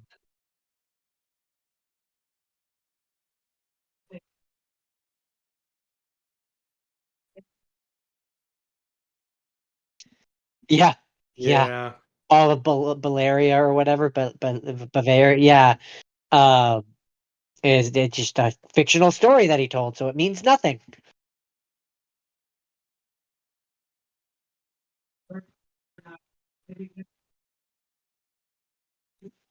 Oh, okay. I guess we'll move ahead to Waitress the musical then. Um, um, it was a musical about a waitress. Uh, I don't know. It was fine, I guess. As a straight white male who's never been married, I find it hard to, or pregnant. I find it hard to relate to a story about a pregnant single waitress who's being beaten by her husband. It seemed What are like it you, did a bit. heartless? I don't know. my God. Apparently, um, it yeah, it was okay. This I is I weird. kind of I just I don't know. I'm trying to find a tactful way to say this. Um, I don't think cheating is okay under any context. Um, so that aspect of it kind of bothered me a little bit, quite But frankly.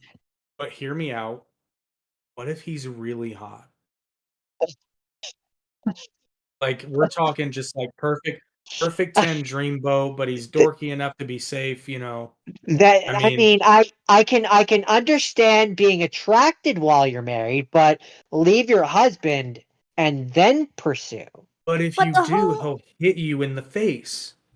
Yeah, but the whole I thing mean, but the whole thing about the musical, the whole preface of the musical is like she can't. She's trapped in that marriage.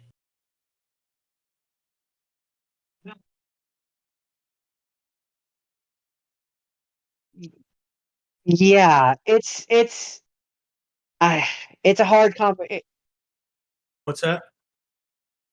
I have no idea what happens in Waitress the Musical. I'm assuming What? based upon what you've told Jake? me, I'm assuming that it's about a waitress whose husband hits her and she falls in love with another man and eventually leaves him after she gets that plucky gumption that that she No. needed the whole time. No. Okay, well, I'm about as good as Justin guessing I the plots can. of Star Trek episodes based on their titles.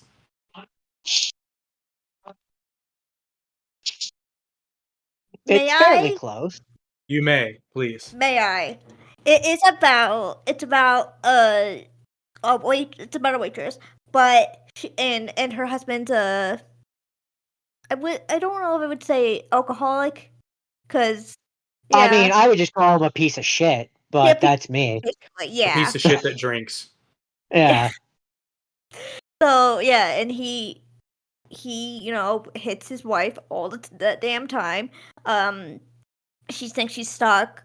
She ends up getting pregnant by said guy because they both, I guess, Well, you see, when a man and a woman love each other, no, when like because there's a line extra. There's an extra line in the musical. It's like I do stupid things when I drink. So they both drank and she got pregnant, and so that's why she thinks. Yeah, she accidentally sleeps with her husband, and then so that's why in my perspective, I think that's why she thinks that she's stuck. ah, Yeah, yeah,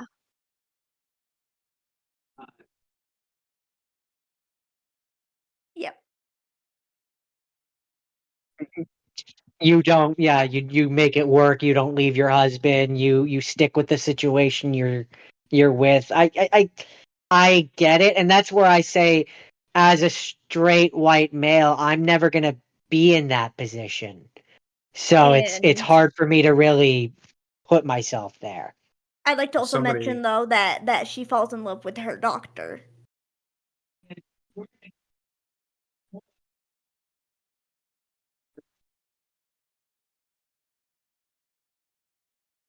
I mean, go for it.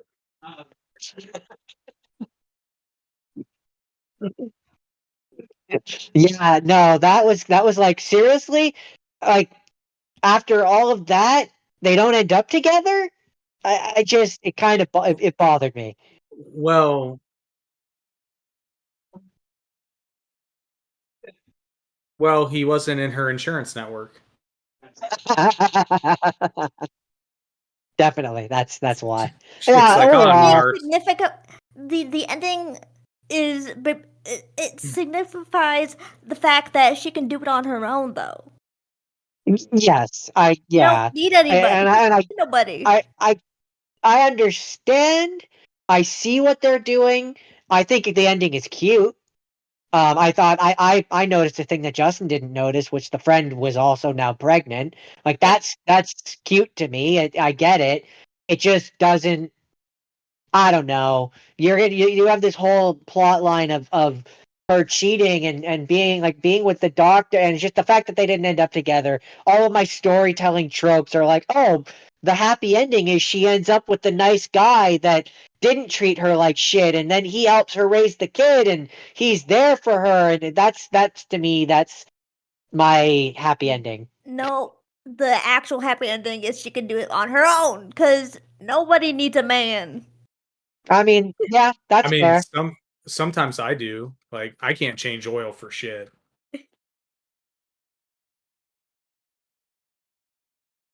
I It's can't one of do those either. things where, like, I can, but it's not pretty. There's a lot of swearing. And the dirty clothes. Yeah, that just comes with the territory. I'm not ashamed to admit that sometimes I need a man. um But yeah, alright, it's fine. It was okay. I've watched last week I watched two musicals, and I'm not ashamed to say I liked those more. Um I certainly related to those more, I guess. I don't know.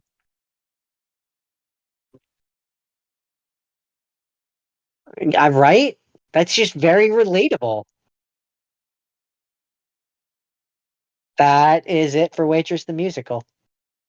Be sure to tip your waitress.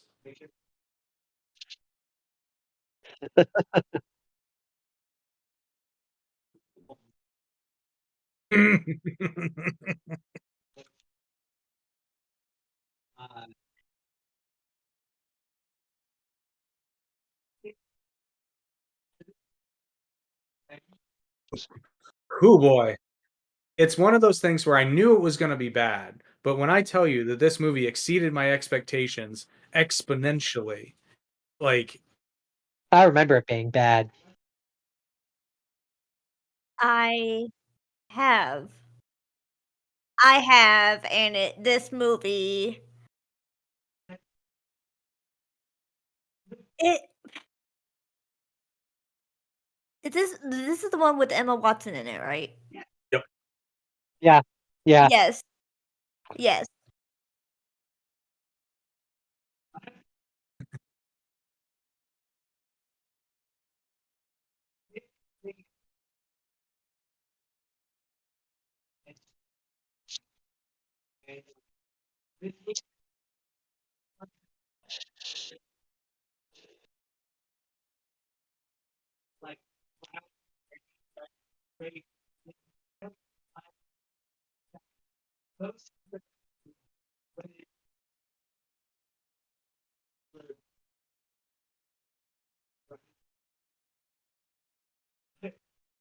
Oh, yeah, he very Uh, much turns into Nappa from DBZ Abridged there for a minute. It's just stab the baby. stab the baby. The Emma Watson part where she I don't know what uh, I I can't explain what that scene was, like, it was, like, of her I don't know if it was her being technically assaulted or, like, by somebody, Uh, I can't remember that scene. Yeah.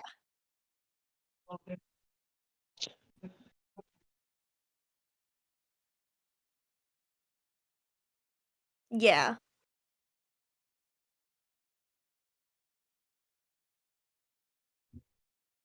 Yeah. Oof.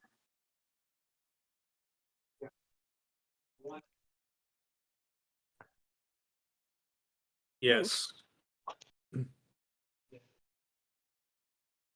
Yeah, that scene kinda made me feel uncomfortable in a way.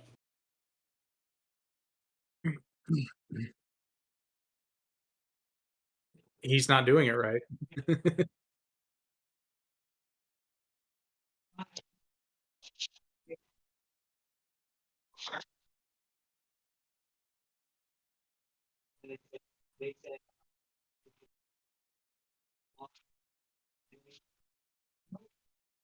I remember Well, that. that was very much my reaction because the thing of it is like I know my Bible fairly well, but I'm watching this movie and I'm like I don't remember the Rock Angels at all.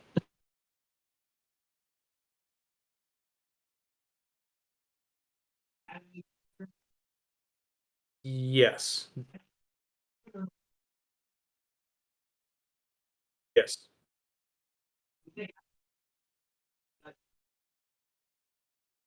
Hang on. He's pulling the book. The book. Let's see. Oh, right, open right up to Cain murders Abel. Great. See aboard Cain, but produce aboard Abel, not able to keep And the Lord said, "Murder your brother. Do it. Do it now with that knife sitting on the ground."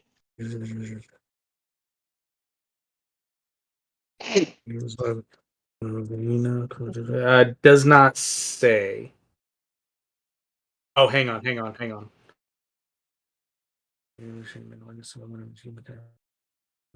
Father, son, likeness, corners. Yes. Adam. Adam had a son, Seth, when he was 100. Yeah. So when he was 130.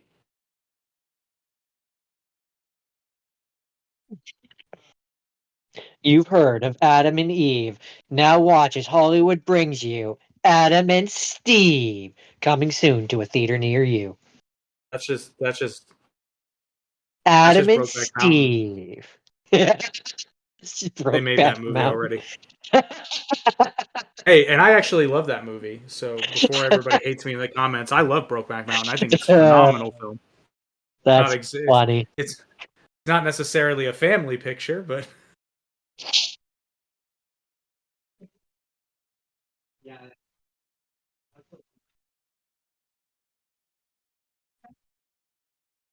so I believe what I said in in the episode we're talking about is that this had because this is clearly not the story of Noah. Like it's not. It's not. If they had marketed this as a sci-fi adventure on a distant planet, not terrible. Little weird.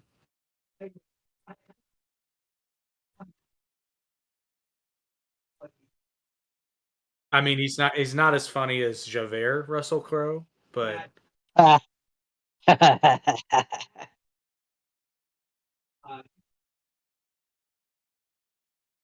Yeah, he's up. No, not. he's he not. He's is. you know here. Okay, so there's the thing. Which Haley, did you? I sent you a video a couple days ago. I don't know if you've had a chance to watch it yet. It's kind of long.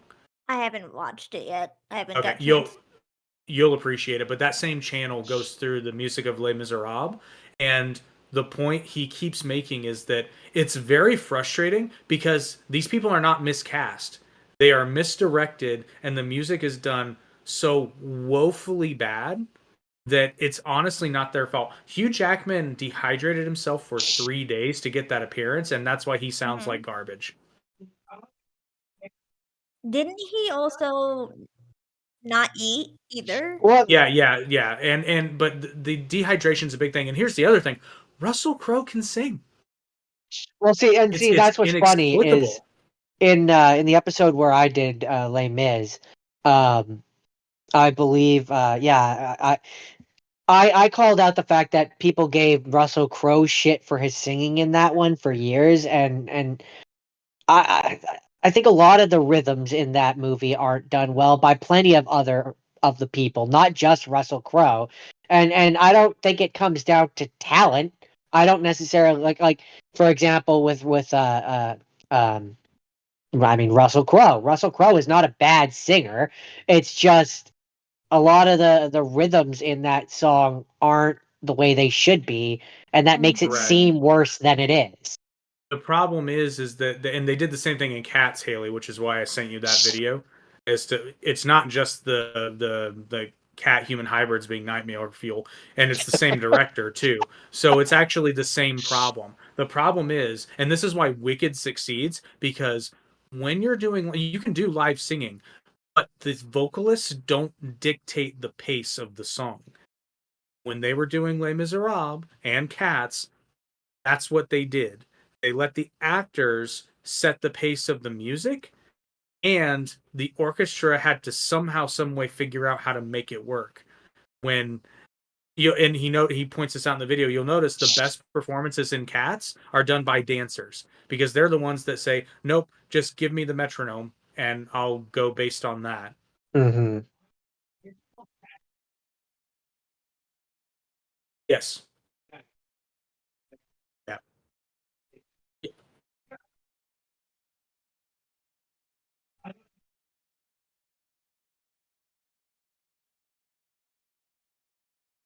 Oh, here's a fun fact for you though, and this is very interesting. He points Sideways is the name of the YouTube channel. If you're a music nerd, I highly recommend. You'll love it. You'll love it. The thing is, and he points this out in the video, is right when if you're watching it for the first time, right when you start to lose all hope, the trifecta of perfection come into the story. Those being Eddie Redmayne, Amanda Seyfried, and oh God, what's her name? I know her name. She's so good. Eponine. Who plays Eponine? Samantha Barks. Samantha Barks. They all three of those characters, every number that they're in, they're performing live as well. And Eddie Redmayne doesn't have a ton of singing experience in that movie. But you know what the secret was? They said, "Give me the orchestral track and I will follow along with that.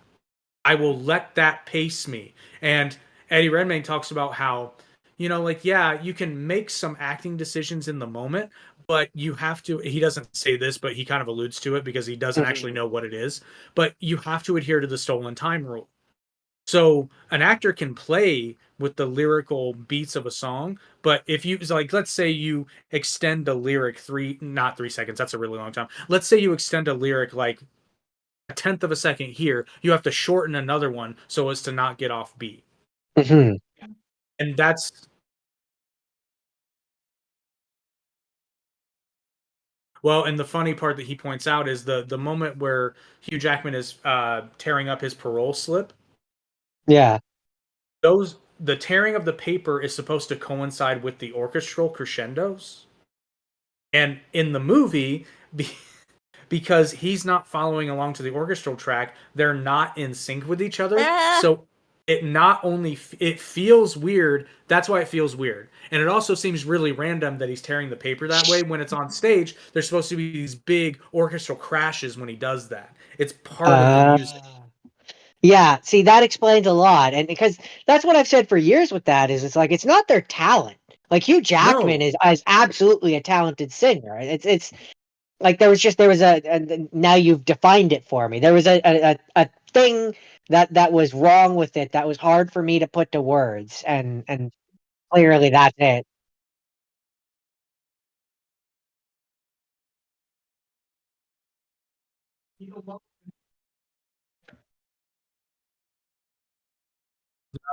Jean Valjean is absolutely not a low register.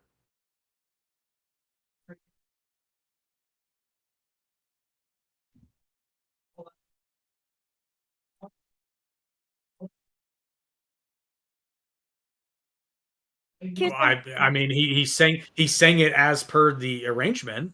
Mhm. Well, here's another reason why Wicked works way better than Les Mis. Ariana Grande and Cynthia Erivo were on Broadway and they did Broadway, so it's like of course that's gonna work more because they know how to do that.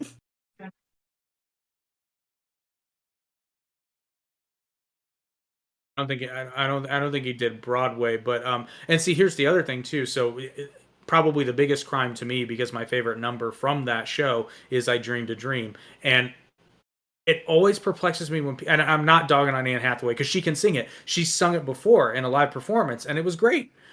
But in the movie, you can't praise her because okay, every moment in that song where there's supposed to be a big, musical crescendo, she can't do it because she's too busy crying and she can't get the air she needs. So instead of her holding out a strong belted note, she's just doing this weird hyperventilating thing because she can't breathe.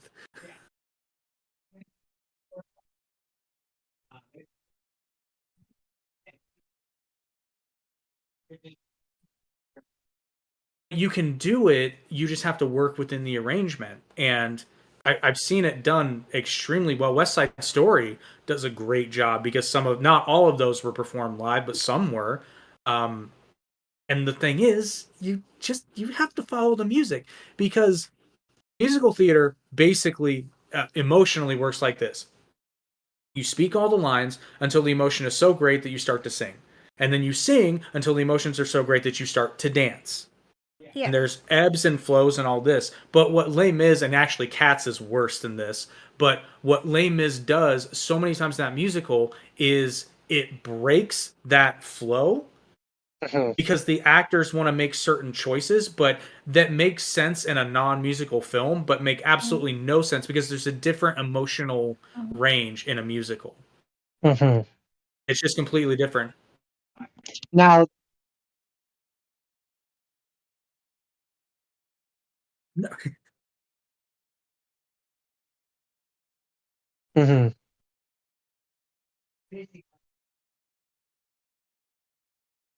I will say from the Les Mis movie musical, I do like the At the End of the Day. I like their version, their rendition of that song. Yeah, you'll find a lot of the ensemble numbers are done really well because it's just a bunch of, you know, people that have performed on stage before doing Mhm. what they've done on stage just in front of a camera. And yeah, multiple times, but still they're keeping to the track. They're keeping to the Yeah, arrangement. yeah. It's it or to put it in non-musical basic terms, it sounds right.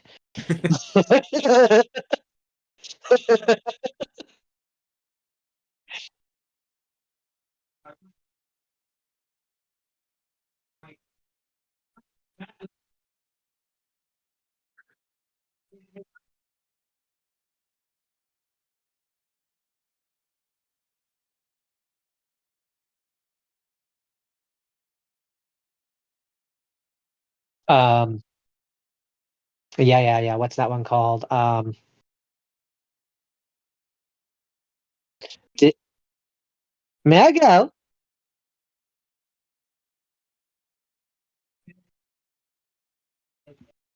He's quite good in that performance. I don't mind them. I do. I really Eddie Redmayne was a big surprise for me Mhm. when I watched that movie, because I was like, oh, okay. Fun fact.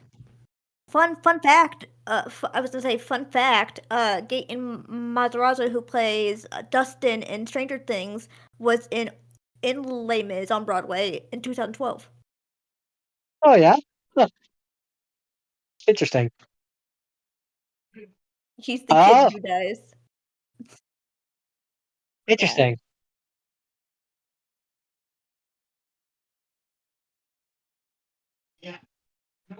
Huh, interesting.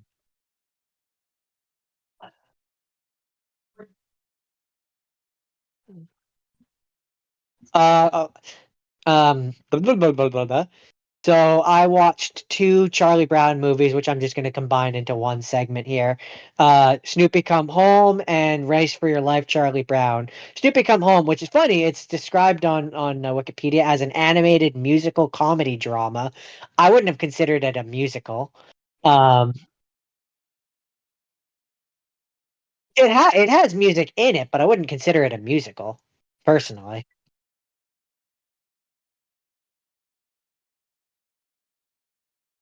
One's that one, Race for Your Life, is not described as a musical. Um, but they're both fun. They're both cute. I will say, Race for Your Life, Charlie Brown, Peppermint Patty is a psychopath. Um, Sociopath. Okay, sorry. Point is that she's perfectly willing to let the boys freeze out in the snow while her and her girls sleep comfortably in the cabin that Charlie Brown and the guys found. Um, they're both fun. They're both cute, and I have nostalgia for both.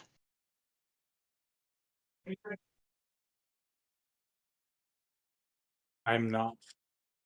No, you're annoying little shits. All of them are Boo! annoying little shits. Don't get me Boo! started. Boo! I like them. I think they're cute.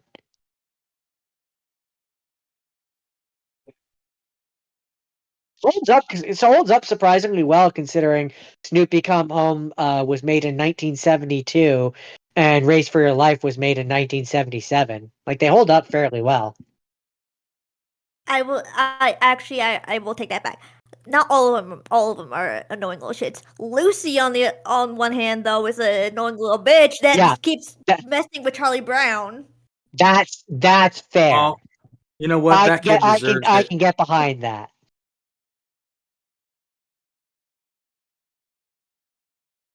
Good.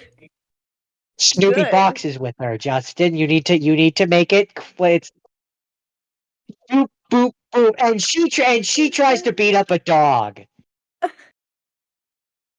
Oh, she's the former governor of South Dakota. She Okay, fair, boxes fair, him fair. with She boxing tried to gloves. Okay. punch the Snoopy, and it's like, Well, so Lucy is a you're- child. Maybe we've just seen into the future. I mean, yeah, this was in 1970. What did I say? 1972. 1972. So, you know, Well, Lucy grows up to be a homicidal animal killer, and it's all because Snoopy punched her in the face that one time. it all makes sense now. That's Snoopy. yes, Oh yes. I love it.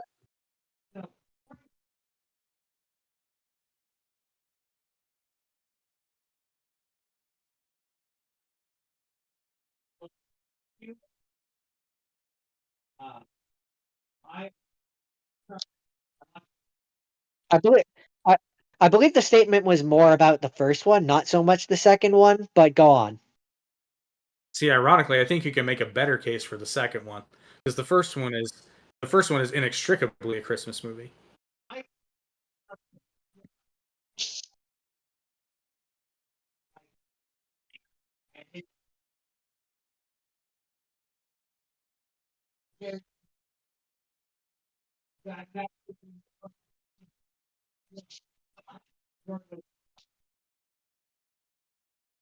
Mhm. Nah, not in the same way.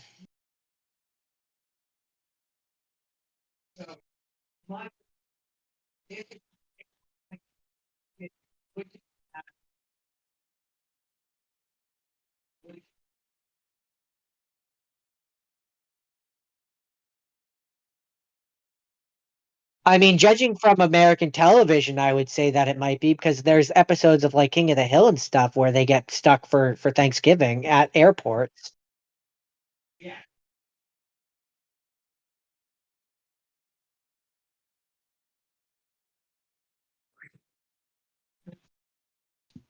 Culturally, yes, it's not universal, but generally speaking, I would say yes. But I mean, I'm not failing to connect the dots here. What about Thanksgiving? I don't.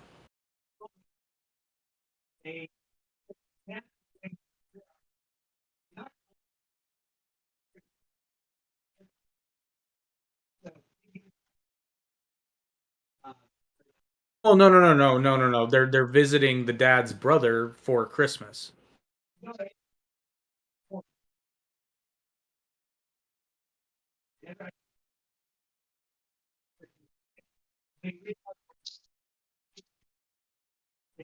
Oh, okay. I see.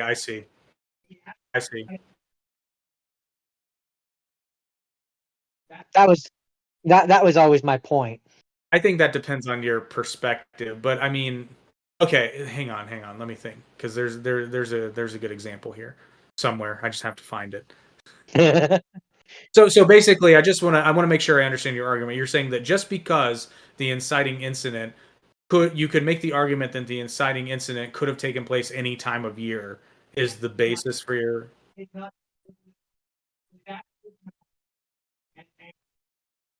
basically, basically, it has the trimmings of Christmas. It has Christmas stuff in there specifically so people go like it's a Christmas movie. But the thing Okay. that sets off the movie could take place at a different point of the year. Okay, so to counter your argument, I would say, would you consider A Christmas Carol a Christmas movie? Any of the I versions, it doesn't matter. Okay, but the inciting incident is Ebenezer Scrooge being visited by three spirits that are not inherently tied to Christmas.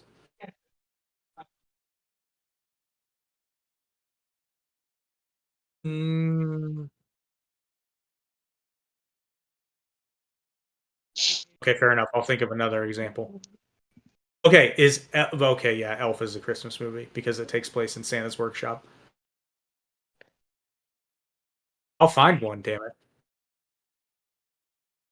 Well, it's hard. It's hard because it's a point that I can understand why he's making it, but I don't agree with it. So it's kind of hard to it's hard to argue it because like I think the inherent premise is not it's not one that I agree with. So it's kind of like I disagree with it on its face because my point is Home Alone takes place at Christmas while the inciting incident may not be Christmas related.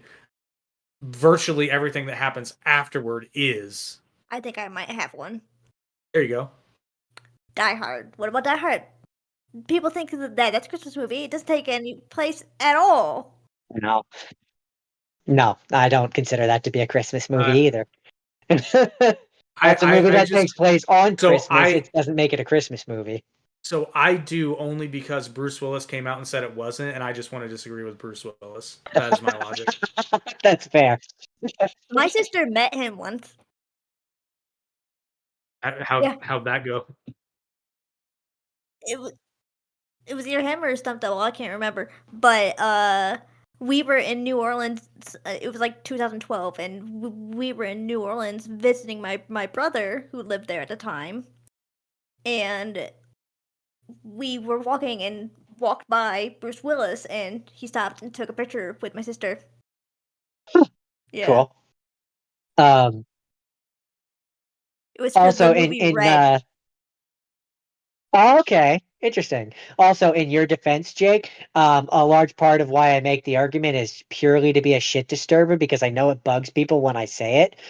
Fair enough. I mean, it bugged me.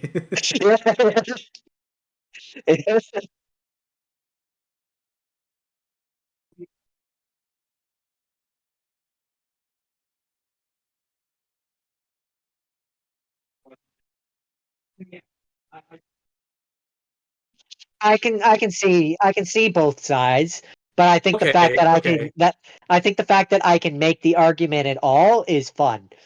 Okay, I've got one for you. Has anyone here seen The Holiday? I don't Yes. think so. Yep. So I consider that a Christmas movie, but by virtue of Justin's logic, and I mean it's called The Holiday, right? But by virtue of Justin's logic, it would not technically Jordan's logic, not Justin's logic. It would technically not be a Christmas movie because the events in that movie could take place theoretically any time of the year for a number of different reasons. Mm-hmm.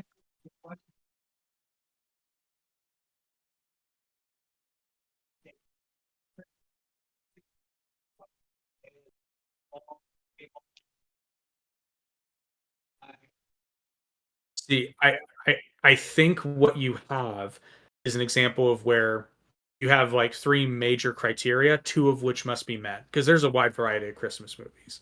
Yeah. I think the film has to take place at Christmas. Christmas has to be integral to the plot or happenings of the movie, i.e., the fact that it's Christmas influences what happens in the story. Or yeah, well, and it's also why a lot of people are out of town, so the wet bandits are targeting those houses because they know people are out of town for Christmas. They've done all the research. They use the automatic light timers as indication as such, that kind of stuff. And then I don't know what the third criteria would be. I'd have to think on that. This is where where Justin's question of how big is Thanksgiving in America though kind of comes in because like theoretically, if everyone is leaving their houses to go visit family for Thanksgiving, the wet bandits are still seeing empty houses that are on timer, right? Like it can be transferred to another holiday. Sure, but I guess my point is it's like yes, that's true, but there are elements of the story that only influence the story because it's Christmas. And Home Alone 2, for example, Well, hang on. Does Kevin run into trouble when he goes to Rockefeller Plaza? I can't remember. It's been a minute since I've seen that It's movie. been a bit since I've seen the second one. Okay, a better example would be Kevin sticking up for the toy store. That happens because it's Christmas.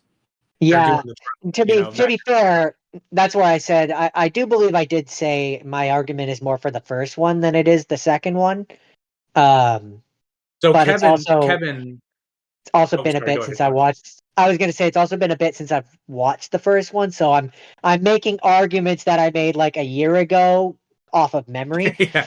If so, here's probably the best example of the fact that it's Christmas being very important is the fact that if it was not Christmas, Kevin does not live to the end of that film because the only reason the neighbor comes over is because Kevin chats with him at the Christmas concert at the church.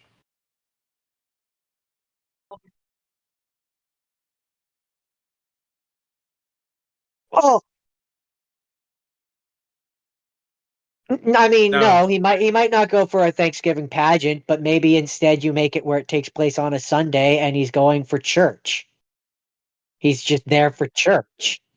oh, but his granddaughter's performing at the Christmas concert specifically.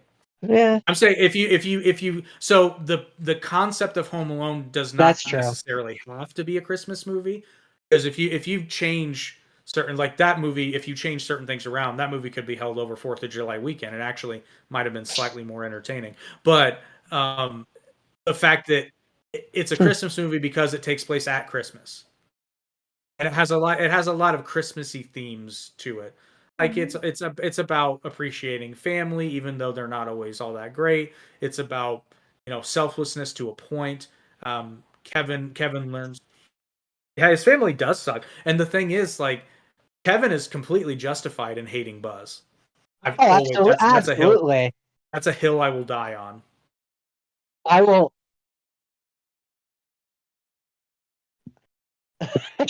Probably probably because of Home Alone, but well, he's being a little jerk. I mean, Look what yeah, you did, you little jerk. you little jerk. Would you prefer? Yeah. Have you been around many children? Yeah. Your perspective on that changes after you're around them for more than 8 hours. That's fair.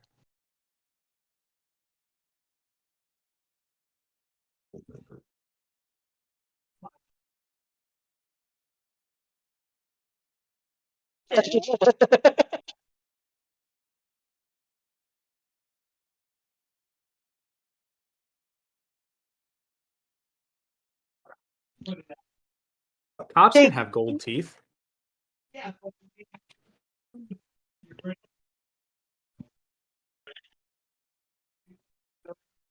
maybe get a maybe get a tooth cap to cover up that gold teeth tooth. Maybe paint it black so it looks like it's missing. Yes, that is definitely the thing you should Get a do. black get a black gold tooth so that it just looks like you're missing one because that's not something that people would do ever.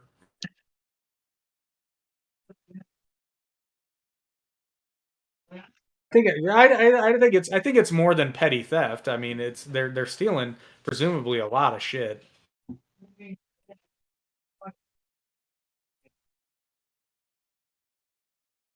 That's also true.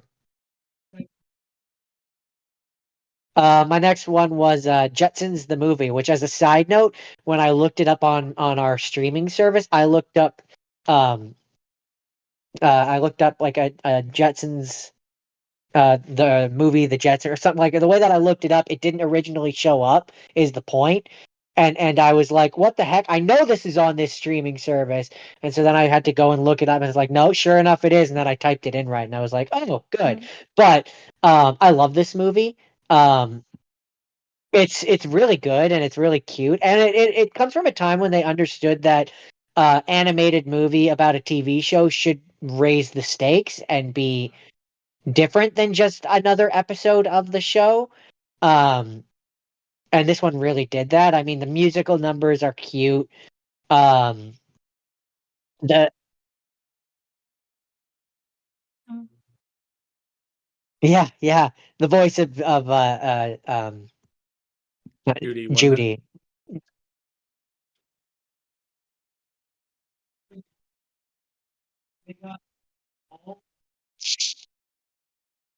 The voice actors. Yeah.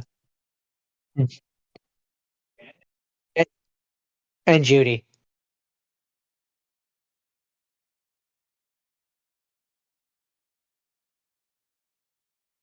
Um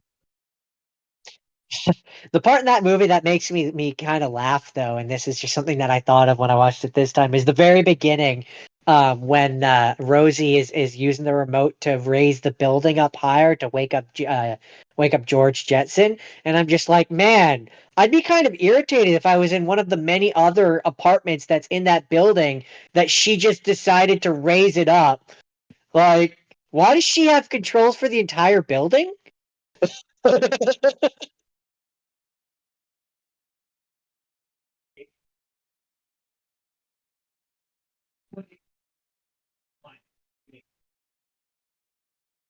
It's cute. I have not. I was never a big fan of the Jetsons. I love the Which Flintstones Flintstones movies. movie? John Goodman. I actually like for what it is. Oh, I was young. I was young. I was young.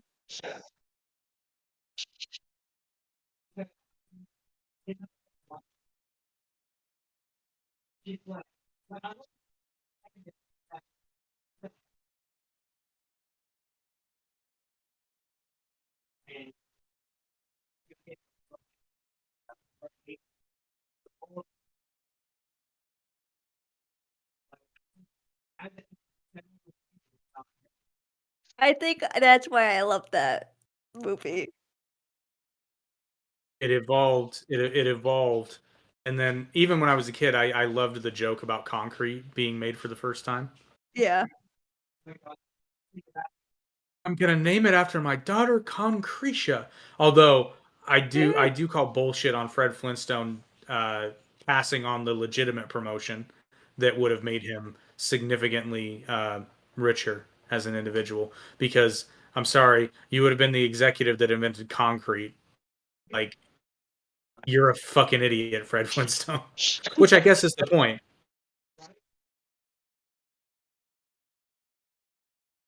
Oh yeah. Well, Rick Moranis as Barney is not exactly bad. He nails the voice.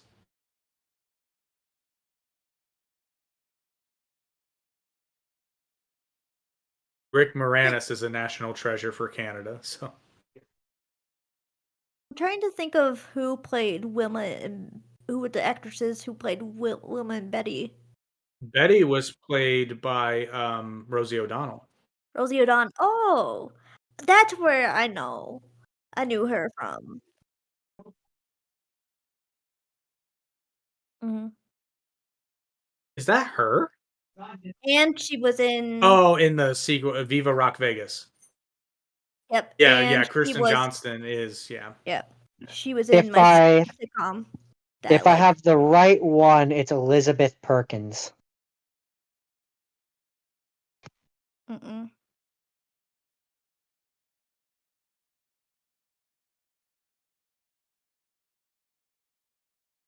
Elizabeth Perkins.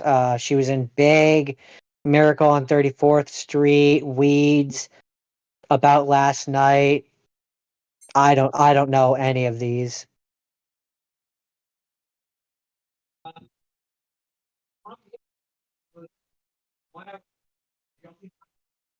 I I have Mm-mm. have. not. No,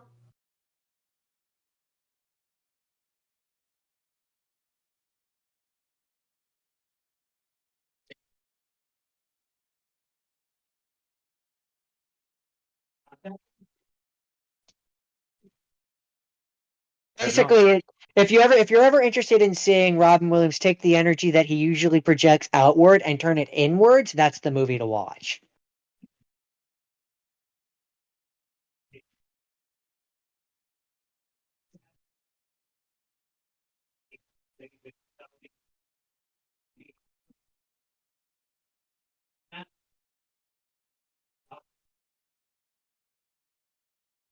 Right.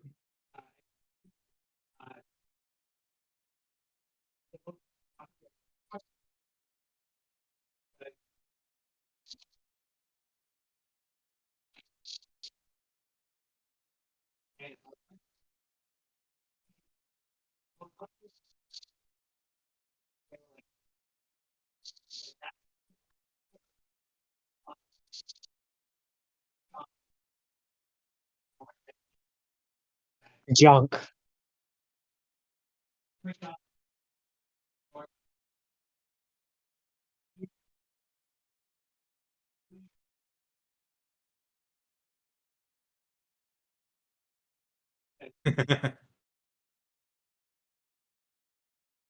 But fun fact, I didn't work in the photo lab, but I worked next to it when I worked at Walmart, and I would constantly, because a friend of mine worked in the photo lab, and I'd fairly regularly would be brought over and be like, check this shit out.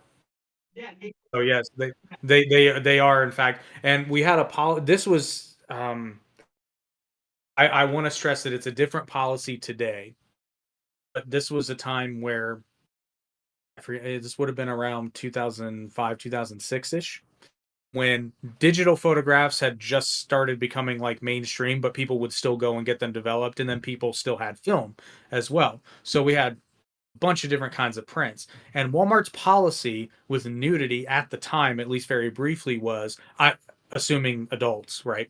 Because the policy was, because there's weird things about people taking photos of their children in bathtubs and whatnot, and the standing policy was do not develop those. But with adult nudity, it basically came down to whether or not the technician was comfortable with it. So Really? there were a lot of really awkward conversations that I was witness to, of somebody explaining that poor bastard, saying, "Listen, we didn't develop your photos because they are of you and your partner um, in naked."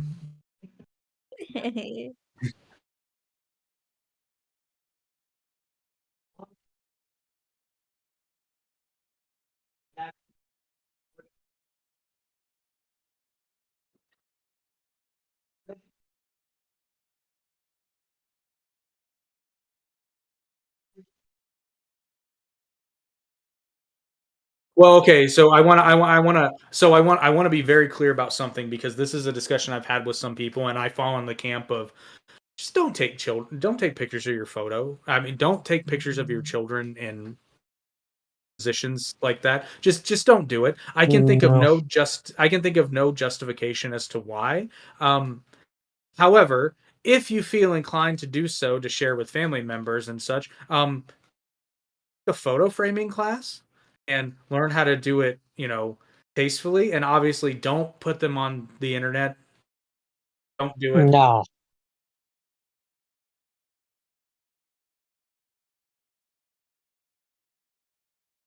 Mine too.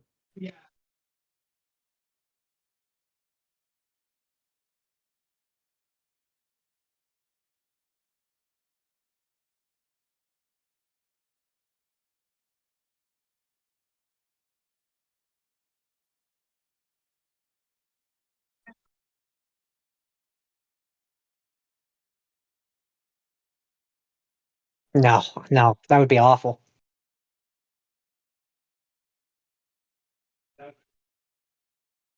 Okay, so I'm sorry. I didn't get to say my soapbox bit.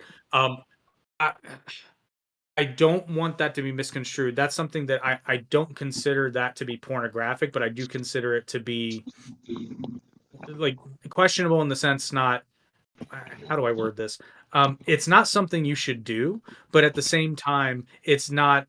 I wouldn't label it pornographic, but and thankfully photo labs are not a thing anymore, because my policy with that would be is like, if you must do this, don't take them to get developed and put another person who didn't ask for that to be in that position, because it's just not something.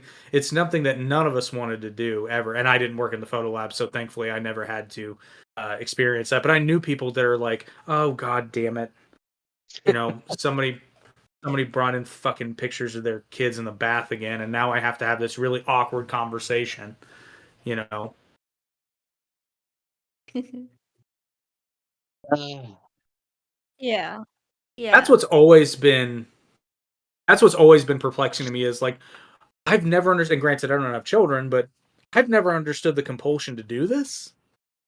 I'm just kind of like, yeah, this right here, we're gonna keep this. We're gonna keep this to ourselves. this can be Yeah. a just us moment. Live in the moment.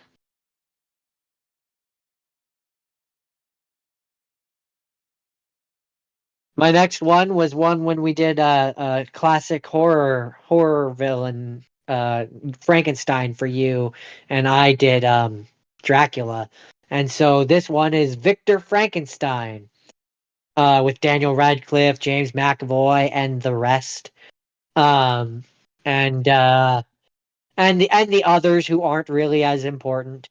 I liked this movie. I had never seen this one before. Um,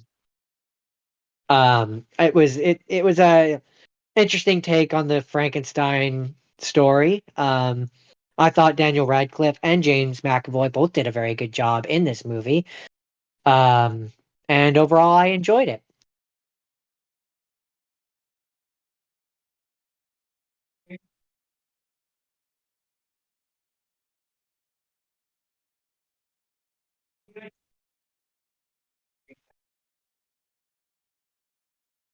I have not, but I want to. I recommend it. I think it's a very good movie from Igor's perspective. I think he's Igor in that one.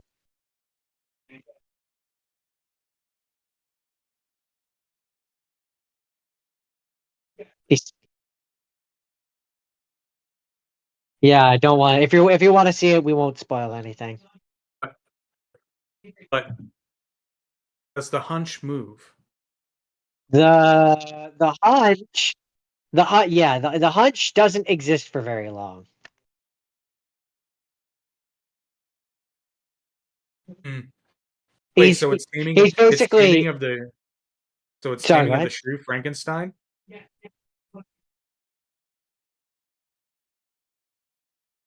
Huh, so you can Um, still do putting on the Ritz in that movie. he's basically described as Frankenstein's first creation. Hmm.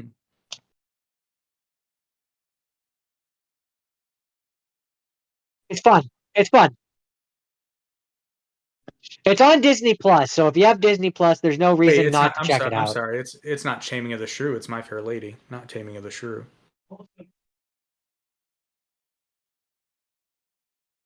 Well, no, taming. Yeah, but Taming of the Shrew. Yeah, yeah, yeah. That's Taming of the Shrew is about lying to a woman about love.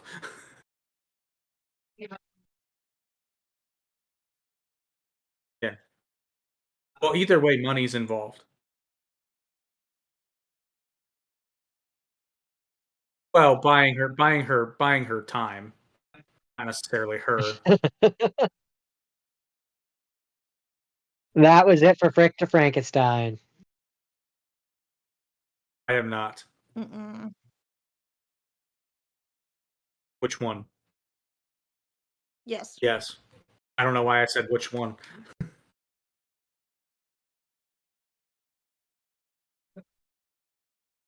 Okay. Uh, well, Troll 2 is getting cut.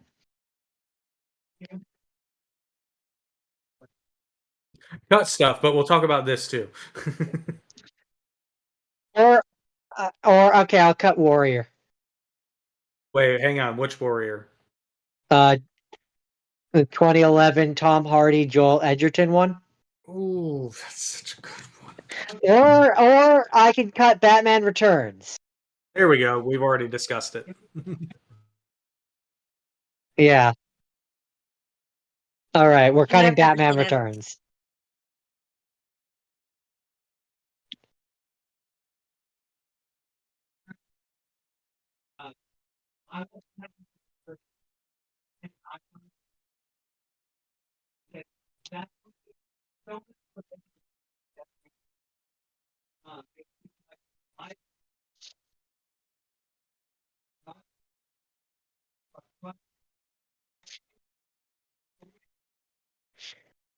So I have an answer. So I have an answer to that, actually. There's a number of reasons why one would do that. It depends on the prestige of the place. Um, I would say in the case of that film, probably nostalgia, because I'm guessing her mother probably went there. Yeah, but sometimes you have to invent your own headcanon to make it make sense.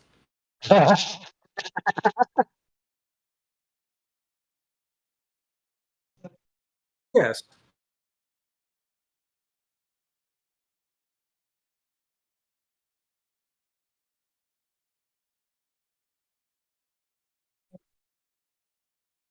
Yeah, but no, there's actually, believe it or not, in Indiana, there's an international military academy that has a summer camp program, and people from all over the world go.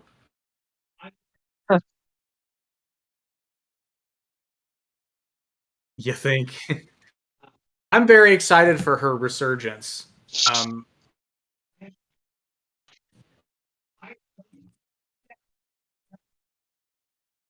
Mm.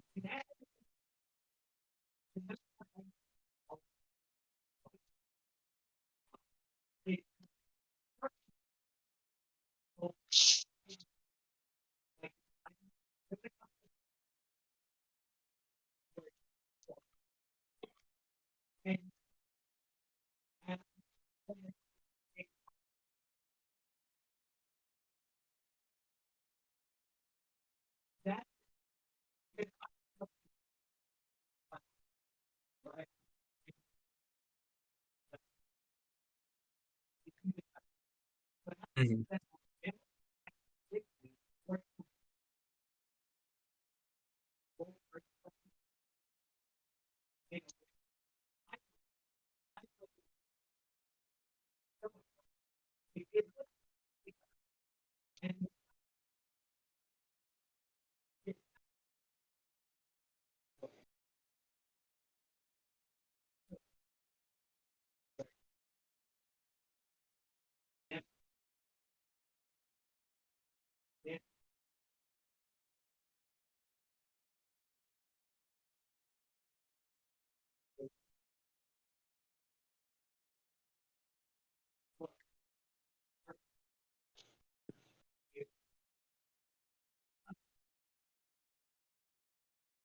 Yeah, it's actually pretty impressive.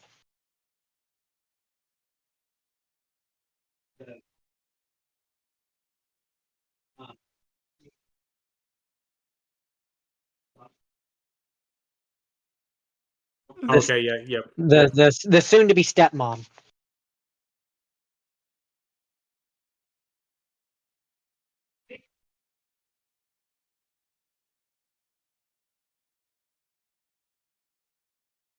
Ah,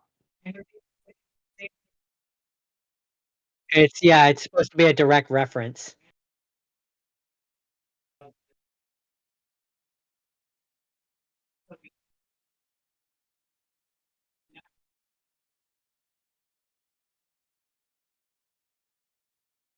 yeah, I buy that. It's believable. It works.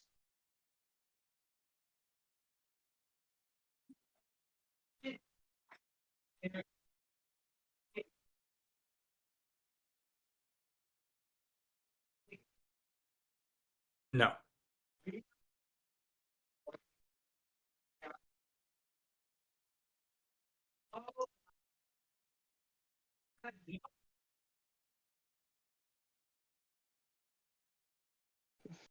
So what's funny? Okay, this movie is really bad for one thing.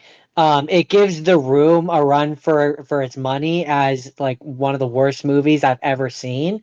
But what's funny is Justin pointed this out at the end of it. For a movie that's called Troll 2, it doesn't have any trolls in it. Um, it has goblins, which makes it funny that on the Wikipedia article it says Troll 2, and then in big brackets it says or goblins. Um, and so basically, very loosely, family is going to this town. The grandpa has been haunting the one son. I think he's real. He's a ghost, and Okay. I was like, I couldn't figure out if it was supposed to be like he wasn't actually dead, or if he was just in the kid's head, or if he was actually a ghost. It's a very poorly written movie, and the dialogue is very, I call it stilted. Justin says that doesn't adequately describe just how bad it is. Um, but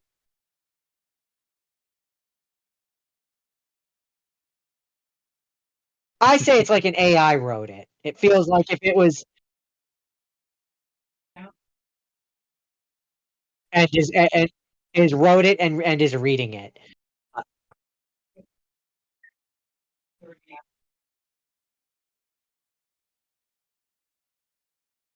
Yeah, that's what it feels like. Um, so basically, the family is going to this town for a vacation, and I guess this town is where all these goblins live, and then they get there, and the goblins are eating people and feeding them disgusting food so that they are more delicious to eat. And the kid's grandpa keeps saying to the kid, "Don't let your family eat the food, or they're gonna die." And then, spoiler alert, at the end of the movie, they end up eating the food, and the final shot that you see is the goblins around the table eating what I think is supposed to be the mother. Um, like the kid is like like weeping, and they're like, "What, care to join us? Do you want to eat?" And it's a really strange and weird movie that I recommend no one ever watch. That's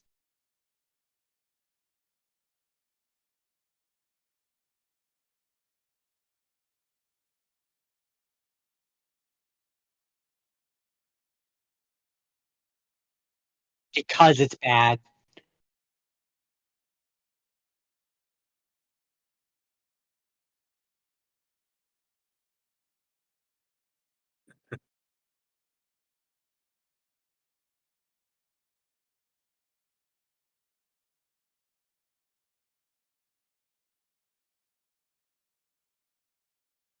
Oh, Mm. interesting.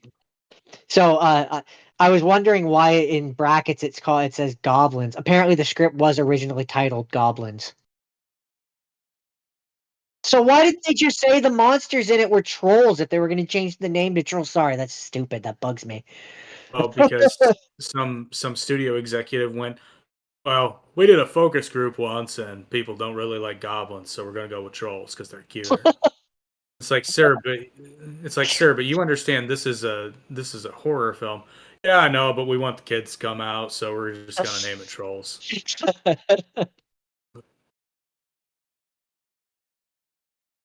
It's like, nah, no, I sorry, don't have time for this. Got to go to this movie about a clown. Calling it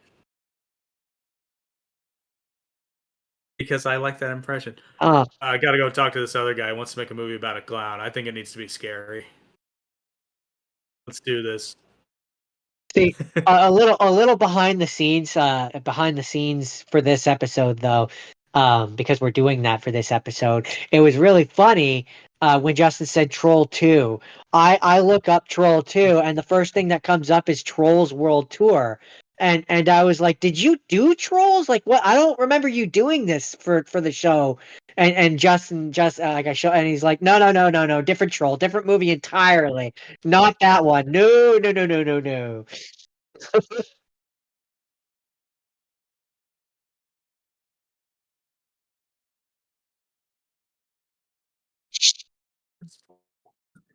Yeah, that is the shortest one.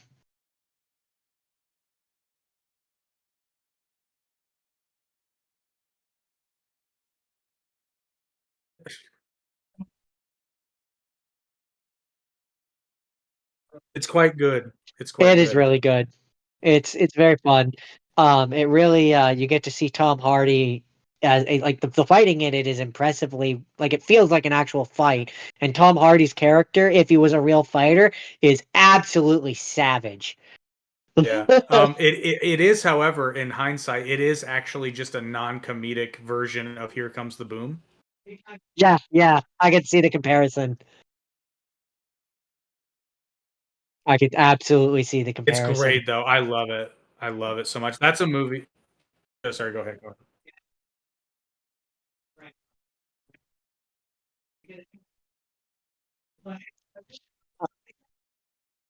Um, so for your benefit, Haley, the movie is about there. So you kind of get a dual story of two brothers who are both going into this UFC fighting competition. The one brother is a teacher who his school finds out that he was basically parking lot fighting, and he gets suspended, and he's going to lose his house if he doesn't win this competition. And the other brother, he was in the military, and he's trying to win money uh, for this one of his in his troop who was basically a brother to him, his widowed wife. He's trying to win money for, I believe it's for her. Yeah, it's for Um, her family, her and her son. Yeah, and it's just it's yeah, it's I I'm gonna be I don't know that it's for you, but I it's a enjoy it. great movie. It's a I think great it's a movie. really That's good movie. You lost me it's at I. Tom Hardy because I don't know who the hell that is. What? You know, What are you no, saying you about Tom Hardy? yeah, Tom Hardy's Bane, he's Venom, he's in Inception, um, um,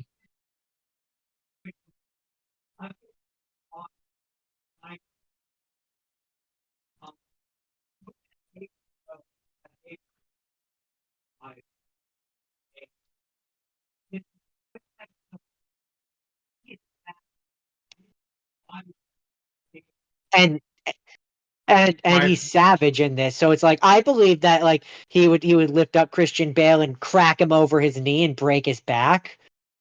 Yeah. There's two memes that circulate on martial arts pages on social media. One of them is a behind the scenes shot of the Superman punch from the film Never Back Down, which I know you've seen.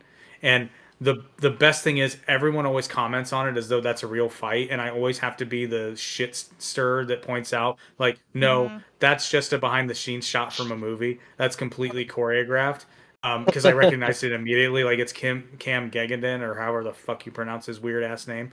Um, who legitimately, he's a legitimately good martial artist. So I change your fucking name anyway. And then the other one is the scene from Warrior where Tom Hardy's character agrees to spar with the like MMA guy who's got a fight coming up and Mhm. proceeds to just beat beat the living shit out of him.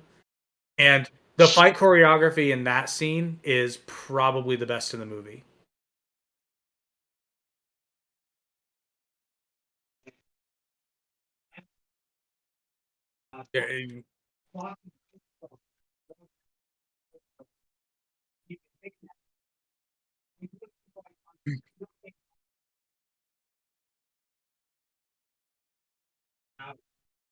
Yeah, yeah, which gives so there's a lot of people that who are ignorant who say that MMA is dangerous compared to a sport like boxing, and it's like no, I mean there's absolutely not by comparison. The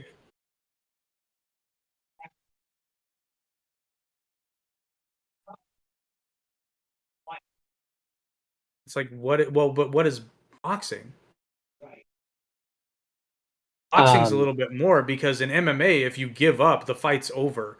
Like, um, but one of the things that I appreciate about, I mean, I love the fight scenes in this movie. The choreography is fantastic. But I will say one of the things that also makes me appreciate this movie is like Tom Hardy and sorry, I said his name.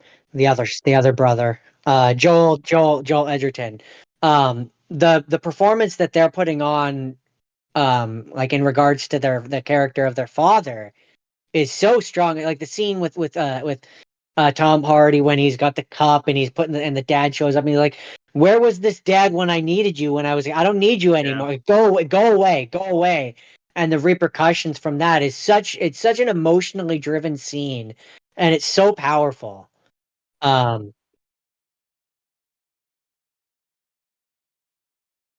yeah. yeah, yeah. Like it's And just it's oh, shout out to Kurt Angle as Koba.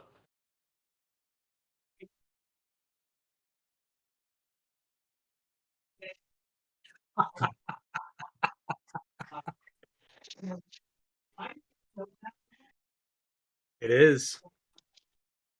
It absolutely is. He's well, people forget because and again, I love it. I'll always remember tiny cowboy hat Kurt Angle, but Kurt Angle is a fucking savage. The man won a gold medal at the Olympics with a broken fucking neck. That's not hyperbolic. Wow.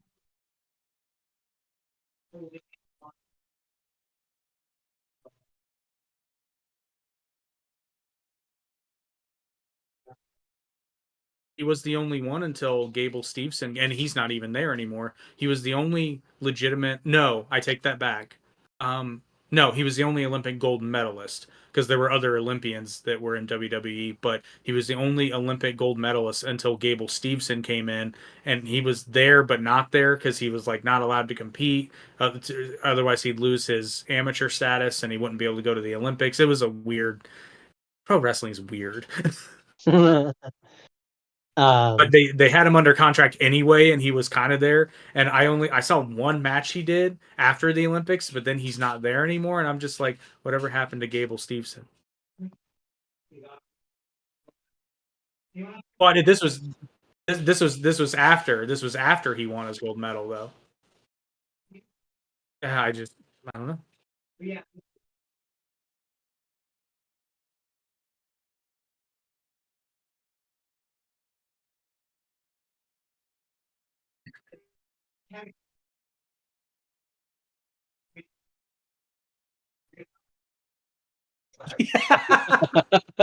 That's a solid reference. That is a solid reference.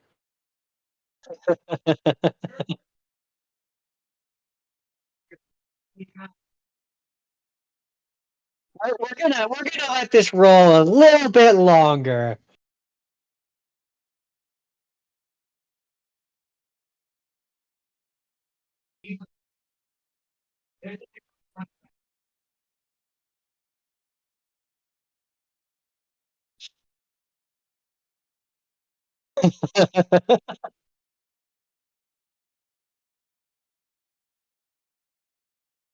Big John, in my experience, Big John's the guy who stops a fight realistically before it maybe needs to be.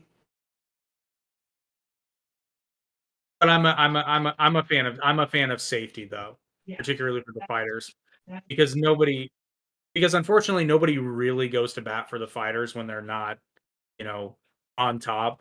And I like the fact because Big John's a fighter. A lot of people don't know that Big John is he wanted to compete in the first UFC, but was told no.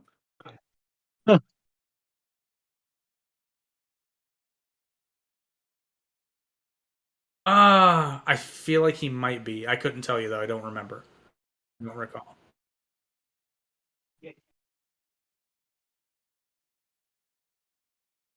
Yeah, never.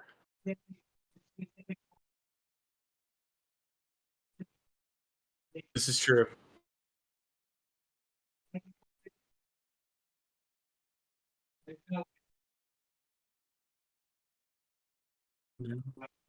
No, no, but that wouldn't have been John? cinematic. Um, I'm not seeing him on the cast list. No, I think was he in Here Comes the Boom instead? I think he was in Here Comes the Boom. Yeah, that is the UFC. And There's that three. honestly that fight's a little bit more believable compared, but yeah, it's like you said. That fight would have been stopped when Kevin James is just not defending himself at all.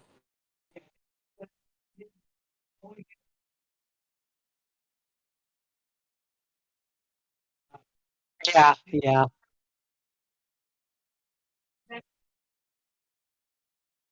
Um, I mean, fair enough.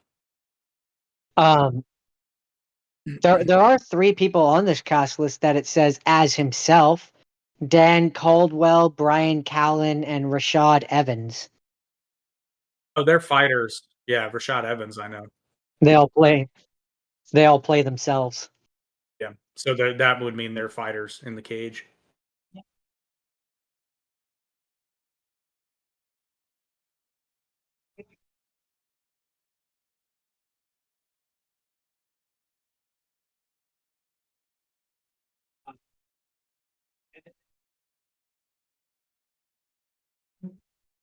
The first one is a guilty pleasure of mine. I've actually not seen the other ones, but they as a as a fan of Michael Jai White, um, in some of his movies, usually his kung fu flicks, there's a little bit too much like traditional martial arts are secretly this best thing ever when it's just demonstrably not fucking true.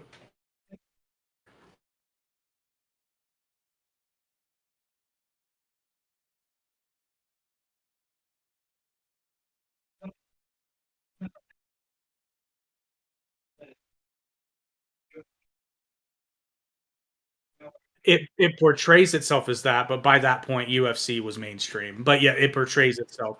Yeah, oh yeah, because Never Back Down came out. Well, okay, I take that back. They might have still been talking that way, but from a cultural osmosis standpoint, MMA was pretty well mainstream. Yeah.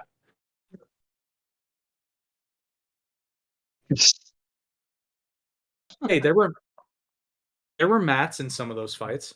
Some of them. Oh yeah, at the beatdown. The rest of them are very much outside.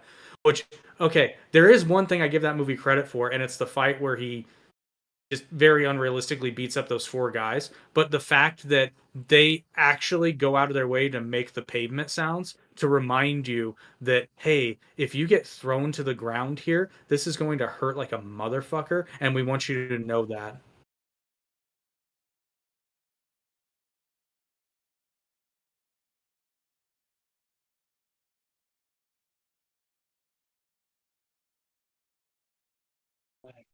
I still maintain that Gladiator is a good movie. And- Yep. I mean, yeah, yeah. At the end of the day, yeah, yeah, that was human cockfighting.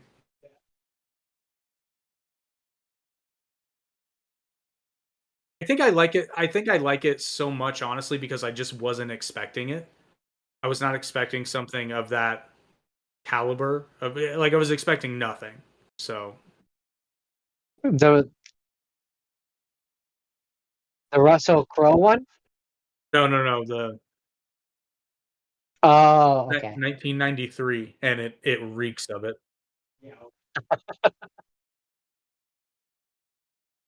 Like the one kid has a literal rat tail. Like,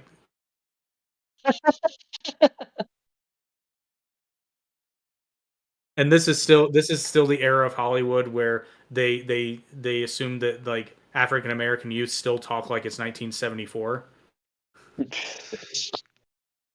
Oh boy. and dress like it too. It's like one dude's randomly wearing like a bowler hat, and I'm like, what the fuck? This is Chicago in '93. Like Stymie grew up and he's got anger issues.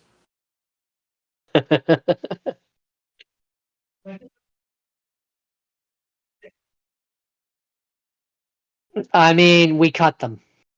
It's a celebration. Ooh, 82. We're at 82. I'm guessing.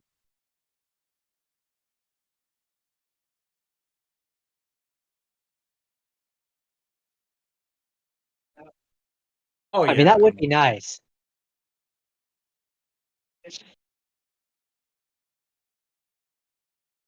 Thanks, guys. Old face.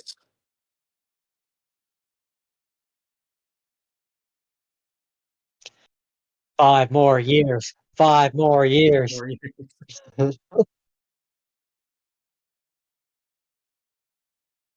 Yes, we Ooh, do.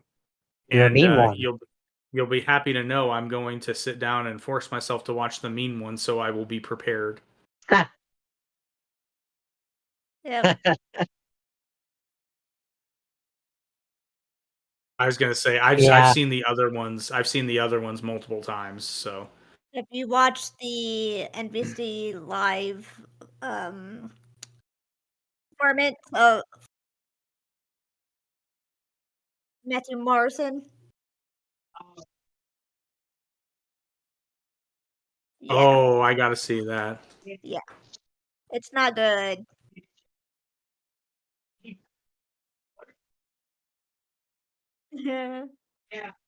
Well, considering Matt Morrison on Glee, that's not out of left field. That's got nothing to do with Matt Morrison. That's his character, but that's how it's written.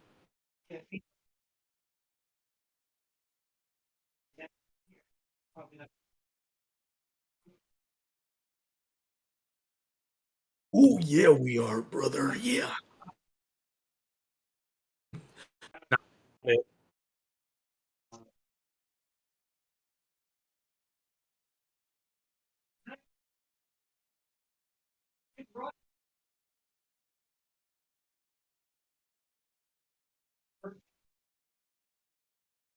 I mean, Underlips. that's fair. It- No.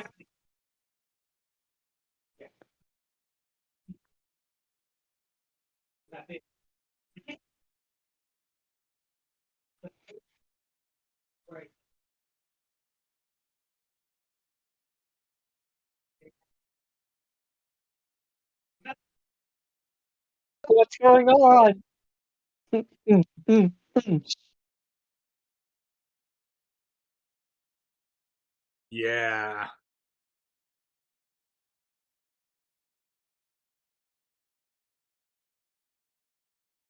There aren't that many. I mean, the only one I can think of that you haven't already mentioned is The Wrestler.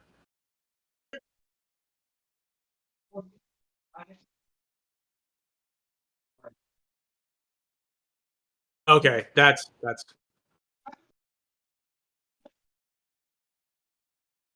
well, there's Ready to Rumble. So, Bonesaws ready? Oh, oh, the Marine. Yeah, I forgot about the Marine. Spider-Man, you Very know? true. Bonesaws ready? So Ma- I have Macho to Man Randy Savage. I have to do two things. I have to invite people, if you enjoy bad Macho Man impressions, to watch the episode we did on Average Intelligence where Ken's Destroy the Barbie movie, because Macho Man Randy Savage makes a surprise appearance at the end to teach everyone a valuable lesson about egalitarianism. And the just a running gag I've had with my friend Eric, who this gag has existed since that Spider-Man movie came out, is for some reason Eric always thought that Macho Man was saying Bonesaw is relieved. So, Bonesaws relieved. so I just never let him live that down. I'm like, he's not saying relieved, right? He's saying ready. He was like, oh, that makes a lot more sense. And I'm like, yeah. So you just get in there and like you're getting in there and assuming that Bonesaw just ripped a fart and is now ready to fight. He's just like, Bonesaw is relieved. That's great.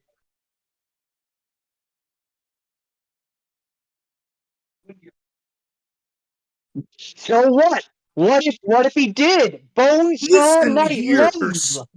He's like, listen here, Spider Dick. I don't know what hole you crawled out of, but where I come from, we don't judge people based upon our race, creed, or sexual orientation. Yeah.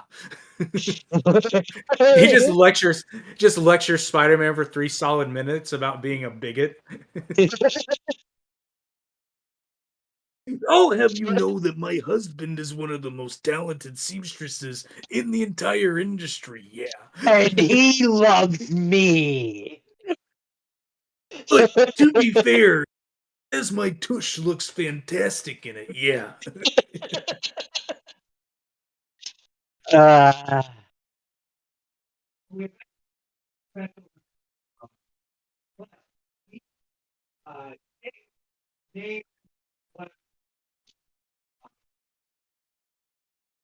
All around the world.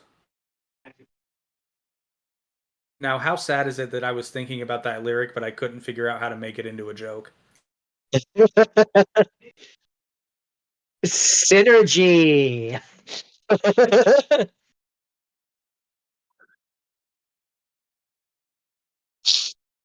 Oh no, but to answer your question, YouTube, Spotify, Amazon, Apple Podcasts, artemedia.org, Instagram, TikTok.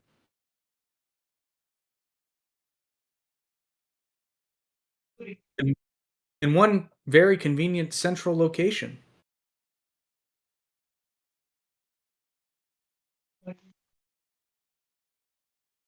Do it your damn self.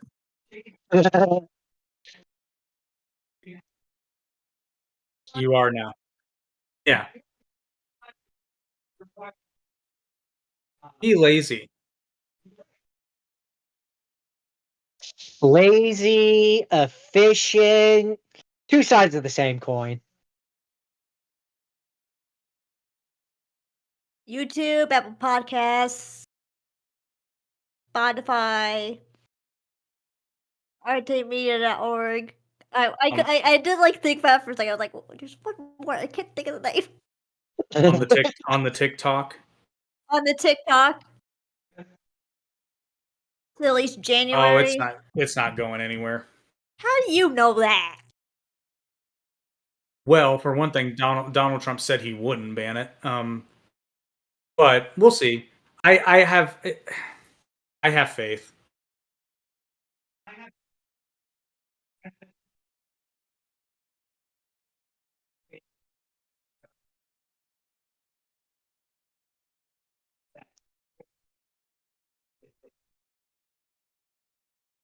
I think that it. I think that That's it. June, because he's the one who started this shit. I At think first he was all like, "Oh my god, China's doing this thing. It's called TikTok. I don't know if you've seen TikTok, but it's a thing that the Chinese do, and they're stealing our data. They're stealing it all.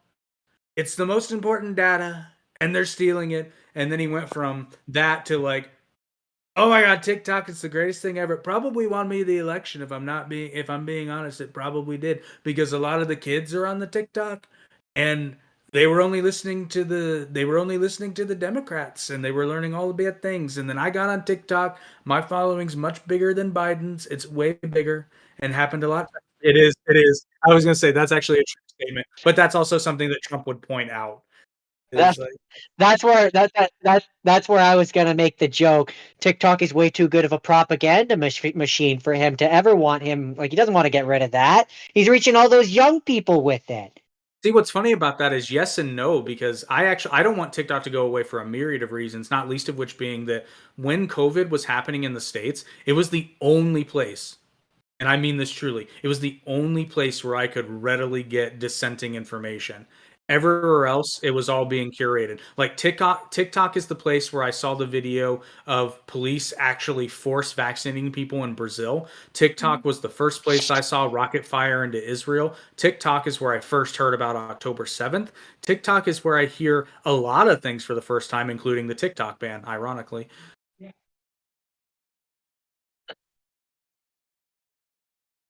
Because you hear it all, because it's all there.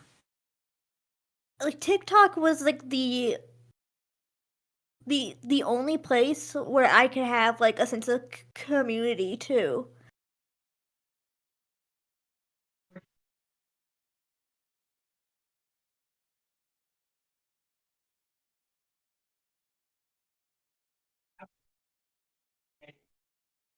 Hey, yo.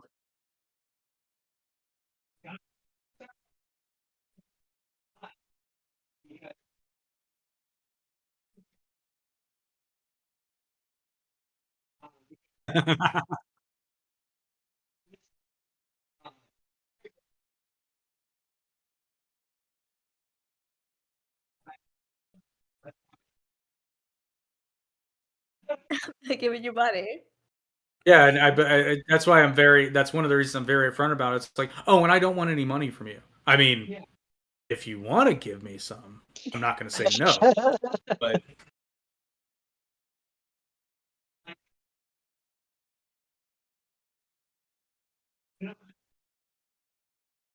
I mean, yeah, it was because Can't of TikTok I can't met this afford dude. to. It was because of TikTok I met this dude.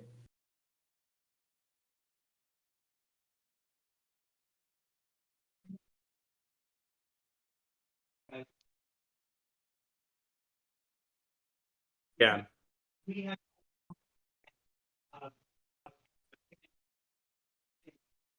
I mean, that's just demonstrably true. Look at people that have gotten famous on TikTok versus other platforms. It's a no-brainer. But what's funny is because I understood some of the concerns about TikTok, and then I watched the TikTok hearings, and it was actually specifically a representative from my state who said, and I'm not quoting, but I'm paraphrasing. It's like, well, when I get on TikTok, all I see is just a bunch of homosexuals and little girls, and I'm just like, who's gonna tell him? Who's going to tell him how the algorithm works? Is just kind of like Who's gonna tell him the elephant in the room? yeah. So we made a short about it and called him a pervert.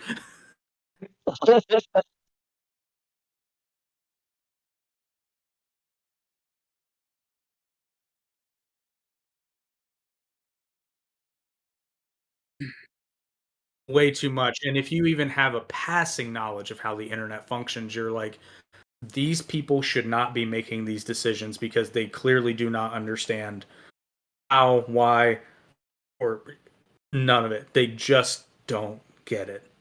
Mm.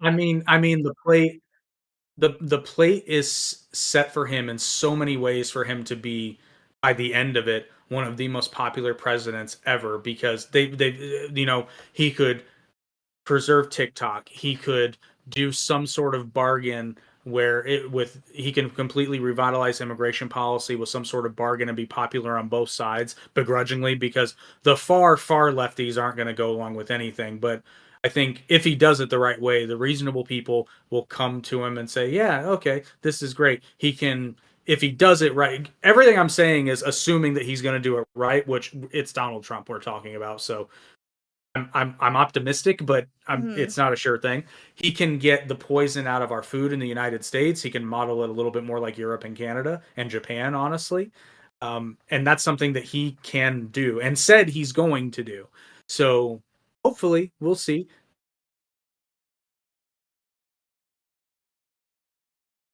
Well, no, I mean he did a fair whack. He did do a fair whack of what he said. It's just not everybody agreed with what he said he was going to do. So Yeah. I A just don't lot. like him. hey, fair enough. I was the guy that very early in 2016 was like, really, Donald Trump? But then I saw, at least in the States, I assume it was similar in Canada. But everyone just basically being like, there's no way in hell he can win. And I'm just like, I don't know. You guys are forgetting one very important detail. You've spent the last 8 years calling most of the country fucking idiots. That's a very fair point to bring up. A lot of people were doing that. Anywho,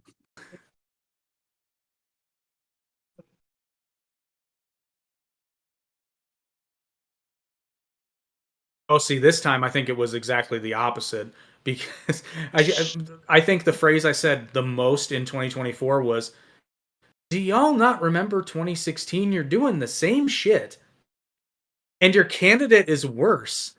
Like I never thought they'd find a candidate worse than Hillary Clinton, but they did.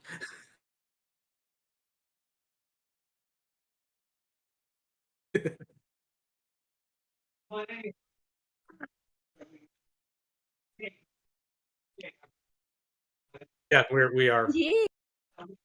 uh, At least it's not on my show. I do Minecraft Monday, Zethgore187 on Twitch. I'm here on the weekends when we do this every weekend for a year.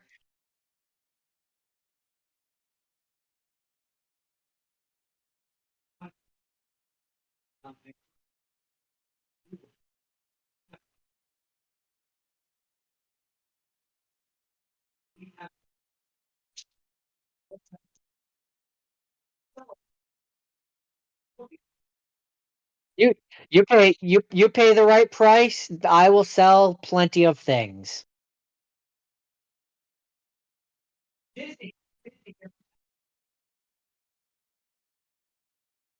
But come sponsor me first because I'm the Broadway and Disney podcast. Just make sure. Just make sure that you read your terms and conditions. Don't eat the shellfish.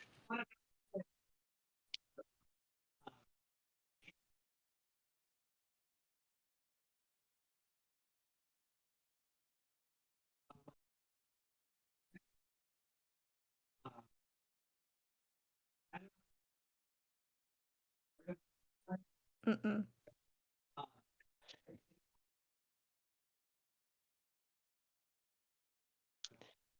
He asked he asked for bad movies, and that was one of the worst movies I could think of. So Oh well, I won't recommend you cover vulgar then.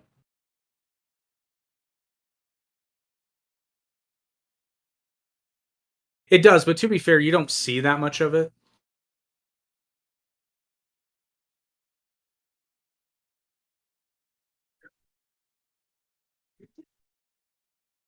Yes.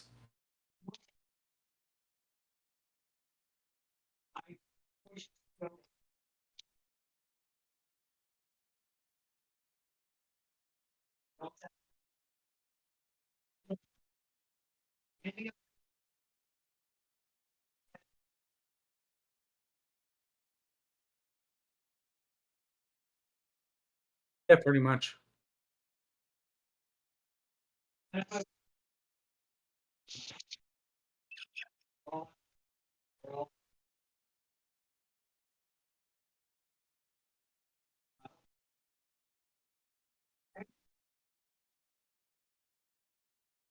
Mm.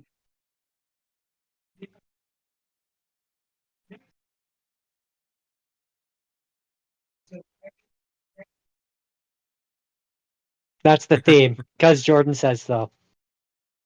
I like it.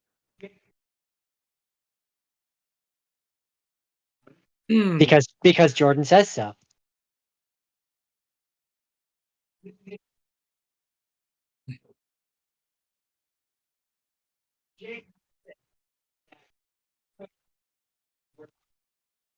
It is. Oh, have you seen the second one? He's going Oh, he's you'll going understand. he's going to next week. Just say you'll understand. You will understand.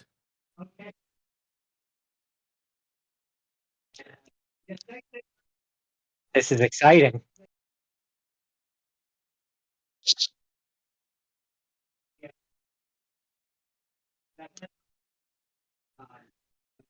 I mean, you could play it as we like sign off, and they'll get like a snippet of it.